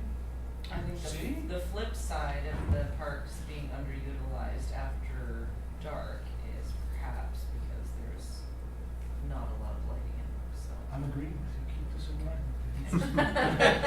I'm just finding another way to pay for it. So what I would ask then, how much are in those DCCs and what are they designated for? Because aren't we? that's DCCs, the that's DCC target- park portion is designated for the improvement or acquisition of parks. That's how we I build know, but those if we have a parks. big project in mind. See you. There's 285,000 in DCC. How much if we get to move forward? See you. Thank you. Thank you, Your Worship. Both those parks were done with DCCs. Yes. 103 Park and Fairview. Yeah. Fairview was, yeah. Yeah, so they were. 103 was been established for a long time, long Has it? before I was. But the way that bylaw reads, it's sort of provided for lineal, the current bylaw. The lineal, yeah, that's Yeah. right. So if it's a lineal park, you could It use is. it. All three parks, Fairview, and then 103 is we call it 103, it's always been called 103, it's the one adjacent to the high school on Gala. And then we call the other one Gala, that's just the natural vegetation. So all three of those are called lineal parks. And it's a continuous path through. Councilor Schwarzenberger. Oh, sorry. Thank you, Your Worship. I think it works great on Gala. I think just for me, because I used to live up there and I walk there quite often, the street lights on Fairview are really good, and I question whether we need that there. We definitely need them on 103 because the pathway is set back from And the lower. road and lower, so it's not as well lit from the streetlights as Fairview is. So if you were gonna kill one, I'd kill Fairview, but if we can go to DCCs, I'd say we do both of them. See you. Thank you, Your Worship. In answer to the second part of the question as to what the DCCs are in there for, they are in there to acquire the parkland along Tuckalnuit Lake when that opportunity comes around. And Won't be long. that was my question, so if we can follow up. Councilor Matt. Oh, Oh, sorry. The reason these two parks were built from DCC funds was because the previous administration many years ago told us that no, they couldn't be used for anything until I actually asked for a copy of the bylaw. And the bylaw says the money can be used for the acquisition or improvement of parks, period. It doesn't say where, it'll be up to council of the day to choose where that money is spent. And that's how the Gala and Fairview Park got done, was because I actually looked at what the bylaw said, and it allows for improvements to parks. Councillor Anthony?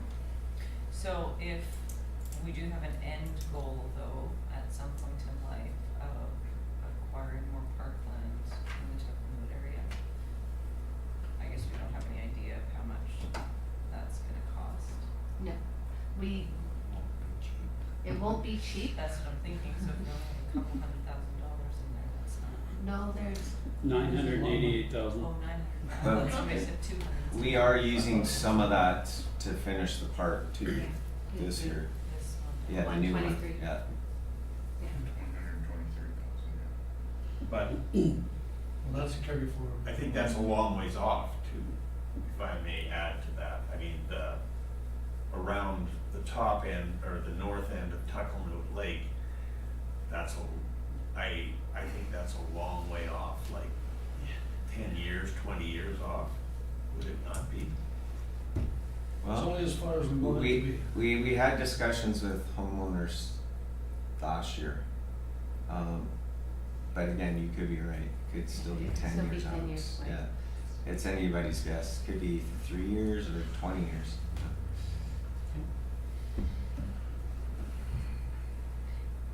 And at that point in time, sorry, I mean, Yeah. the money could also come from other places, wouldn't have to strictly come from park DCC. No, you could go from your land reserve too.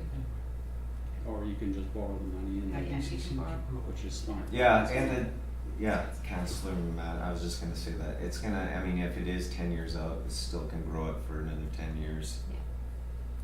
That's a building So permit. I'll make a motion. Yeah. So yeah, what are we doing? So the motion is that the funding for the solar pathway lighting, both of them will be from the Park DCC reserve. Keith? I'll second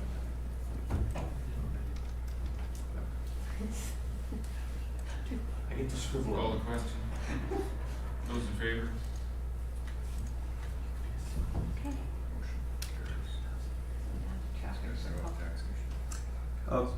Okay, next one is Centennial Park, that's just a carryover to finish the park up this year.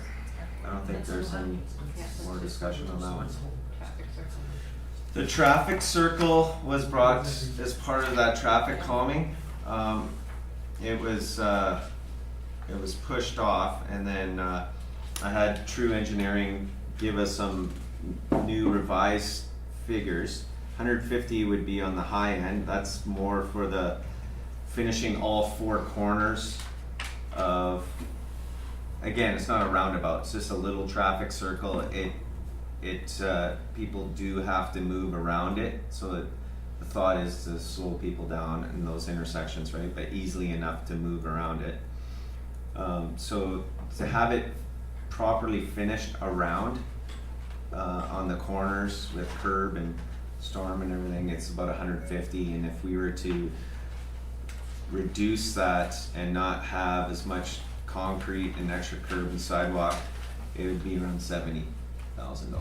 So there's an option A and B. I put the worst case option, but I put in my notes that 70K is also an option if we wanted to do the lesser version Councillor Bentley? or at all. Yeah, when I saw traffic circle, I thought, wait a second, I thought we said no traffic circles, so I'm glad that you just described it better than the word circle. But I still think that the best thing we can do for traffic calming on that road is sidewalks. Which, is that what that is further on, Fairview sidewalk and curb extension, the 39 this year and the 790 next year? Yeah, that's been on the books for a long time too, that Fairview. Fairview's extending from Spartan towards Princess, yeah, and putting curb curb and gutter and sidewalk I along still there. think that's the best thing we could do on that road to slow it down, because that road, just like when you come into town across from Lions Park, it doesn't feel like you're in town until you're right in town, because there's no sidewalks, there's no, there's no curbs, it doesn't feel overly quaint. But, personally, I like the idea of the like beginning stages of the traffic calming at that one intersection. And if we could, I imagine that one down below the Fairview sidewalk and curb extension, like the 39 this year for the 790 next year, was much like that storm drain thing. Mhm. It's a plan to get a better estimate. Is that what Be it is? prepared, Yeah, it's just to design it properly, see if we're in the ballpark too for our numbers and what it would look like. Yeah, that Because you're will- gonna keep some parking, I mean, it's a wide road, right, so we are gonna keep some parking, people won't lose their parking and. I think that would all be information that would be very nice to know in a little bit more of a concrete fashion than abstract like we've been talking about. I like that conversation. Oh, sorry. Councilor Swift. Go ahead. Well, I was just gonna say with the traffic circle, if council was interested in looking at it this year or some other year, if you do the concrete curbing and sidewalk or on the four corners, you could tie into that with the Fairview sidewalk eventually if that's another year, right? I question the need for a traffic circle in that location. I mean, I understand that we want traffic calming. The side traffic on the two streets going on to Fairview would be fairly minimal. And I think the success of the four-way at Spartan and Fairview,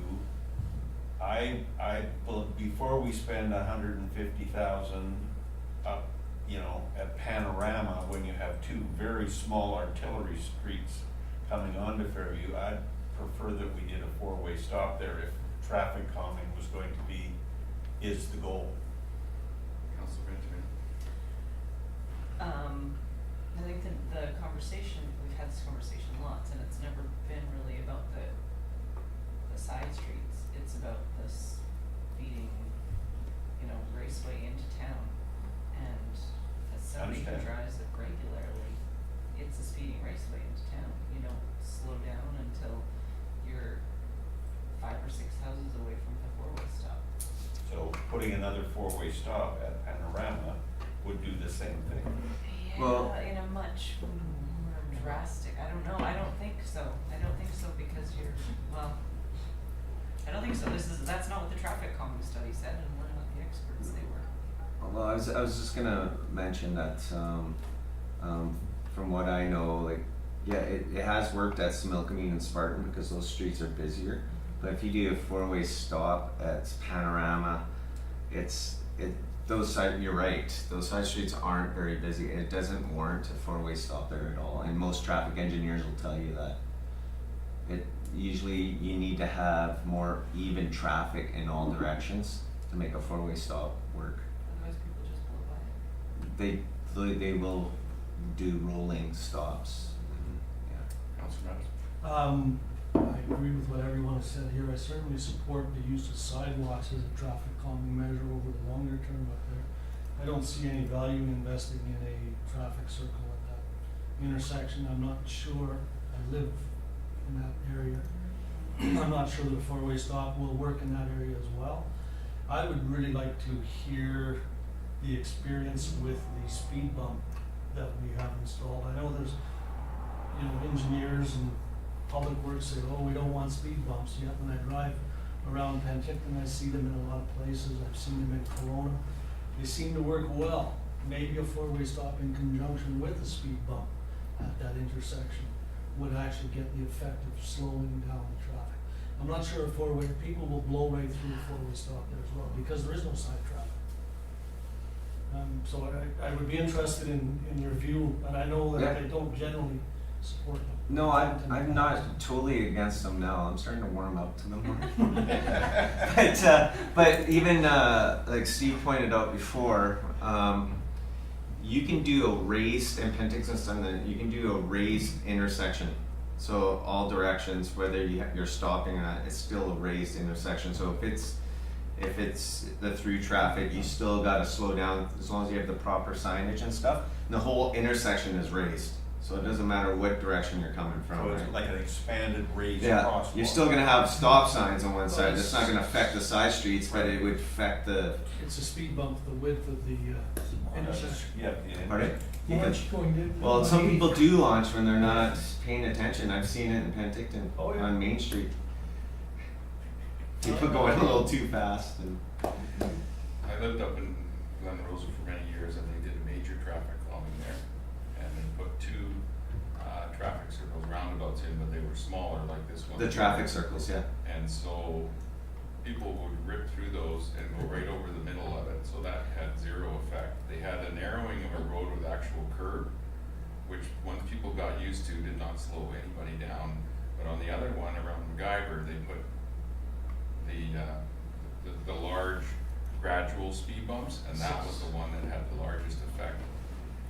And also the one that people avoided the most, because they could just rip down Weber, Yeah. go right over those traffic circles, because they were too small for a perfect traffic circle. But the one where they had the speed bumps, people actually had to slow You're down. talking 6 foot wide ones? Yeah, the long 6 foot ones, wide yes. ones, The Love to speed. try it. Where was that? That's on. That's up in Glen Rosa, so you've got Weber and MacGyver Okay. are the two main roads, and MacGyver. it didn't take long. Like, it took. They put everything in, and everybody used the traffic circle for a while, and pretty soon people started cutting over them. They were also too small for a bus that went down there, or any type of a vehicle that, like dragging a trailer or whatever. You had to go over the center of it. Well- Even though it had a curb, you still Yeah. had to go over the center of it. They're made for that's what it's made for. It has a rollover curb Right. around the centerpiece, so then bigger trucks or food Yeah. trucks or whatever could go over that Yeah. without it. And it worked for a while, but people eventually. But people with pickups just Yeah, tend to exactly. go straight. Councilor Member. So on the basis of everything I'm hearing, I will try and float a motion that the traffic circle, Fairview and Panorama be deleted from the long-term capital plan. I'm suspecting that Public Works will have something else for us next year. Yes. I'll second that.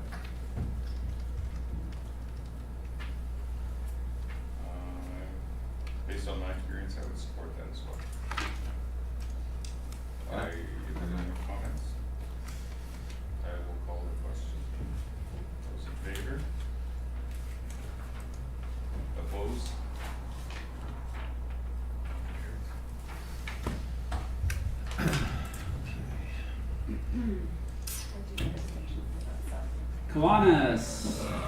Kiwanis, Parks and Rec. 7 is good.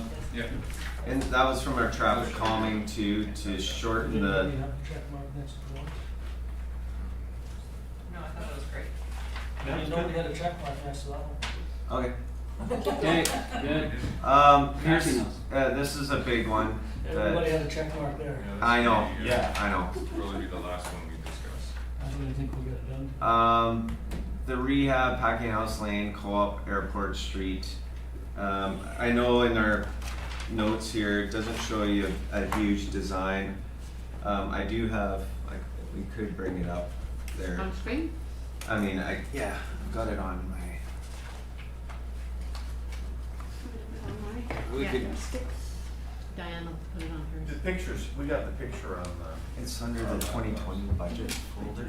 It's on I got the picture on you, page don't I? 21 in ours. It's just, it's fairly small, right? It's Oh hard to. man, I can pull it up. Well, if you guys can zoom into that picture, if it's okay. Yeah. Yeah, it's- okay. Oh, okay. on page 7. So this starts right from that. This starts from that weird intersection at Co-op and Packing House Lane, and from the mall exit and entrance. So we're looking at possibly, and we're just throwing out ideas right now, closing that off so anybody would come out of the mall, on the north side of the mall property there, would have to possibly turn right and have to go down Airport. And that way it eliminates cars trying to get across and then turn left on Co-op, and then some cars are kind of in limbo in between the two streets. It's a little bit unsafe, and people that aren't from the area definitely get confused. I see it all the time, but Oh, yeah. so that was the reason why we started over there. Plus that lane is in need of some upgrades, and the water, there's no water drainage back there. And of course with that new development going in,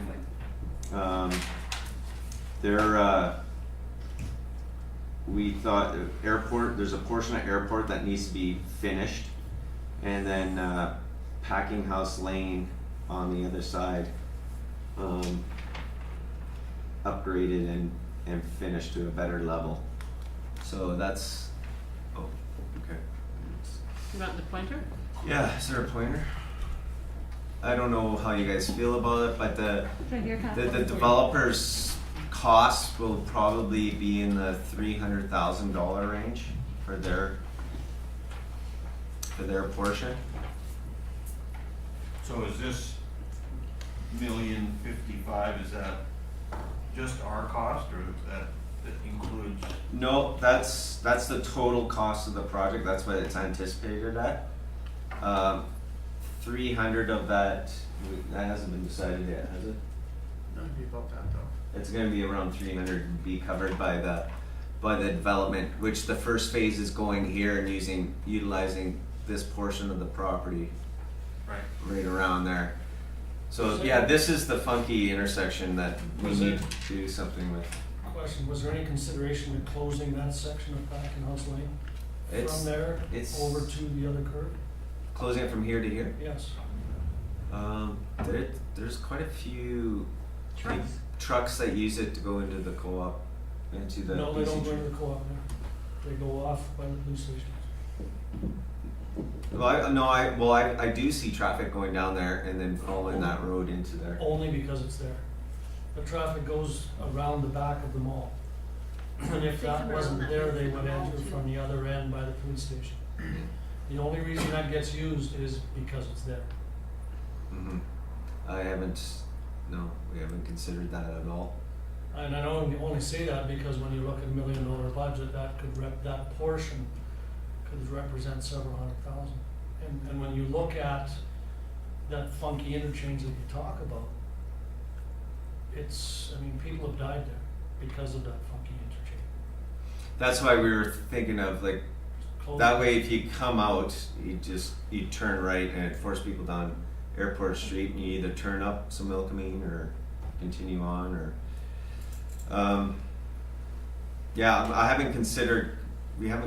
staff haven't considered closing that section because it's an existing road that people do use, and It's only one way now, right? Yeah. mm-hmm. So it's not one way where people would go the way you envision it, it's one way the other way. No, it's one way. It's one way going this way.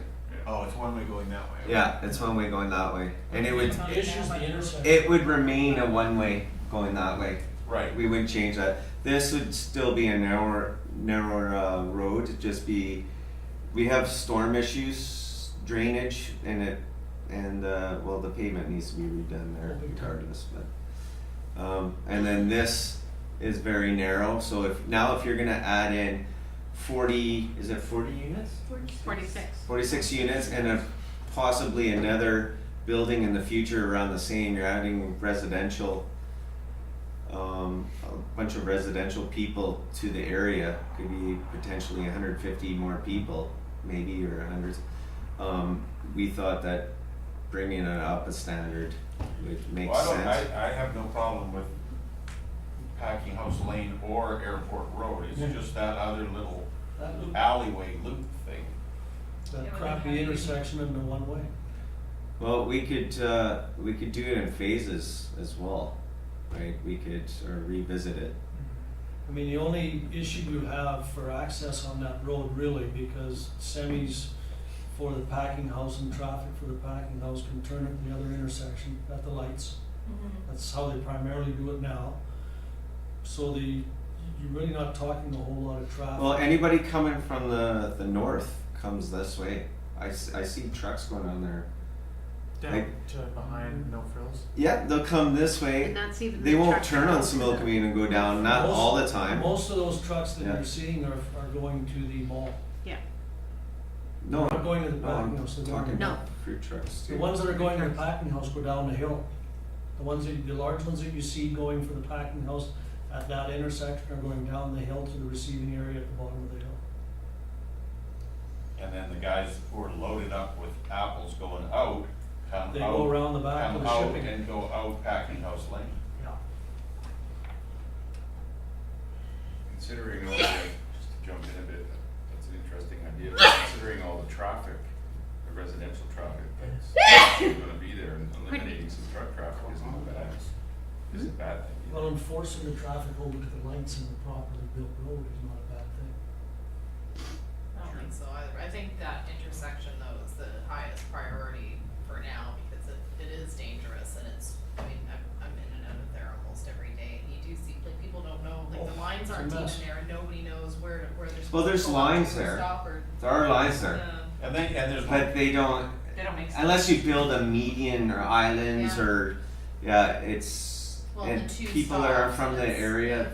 And yeah. even people that are, don't bother, they just try to rip through it. Mm.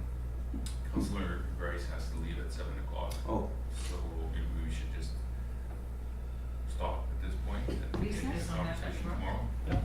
recess? Sound good? recess. Recess. Do we just recess, we don't Yeah. adjourn, right? No, just recess. okay. 3:00, something else to think about on that. That's a good suggestion. Because that's a. Well, I mean, we could do a lesser design That's a good or, suggestion,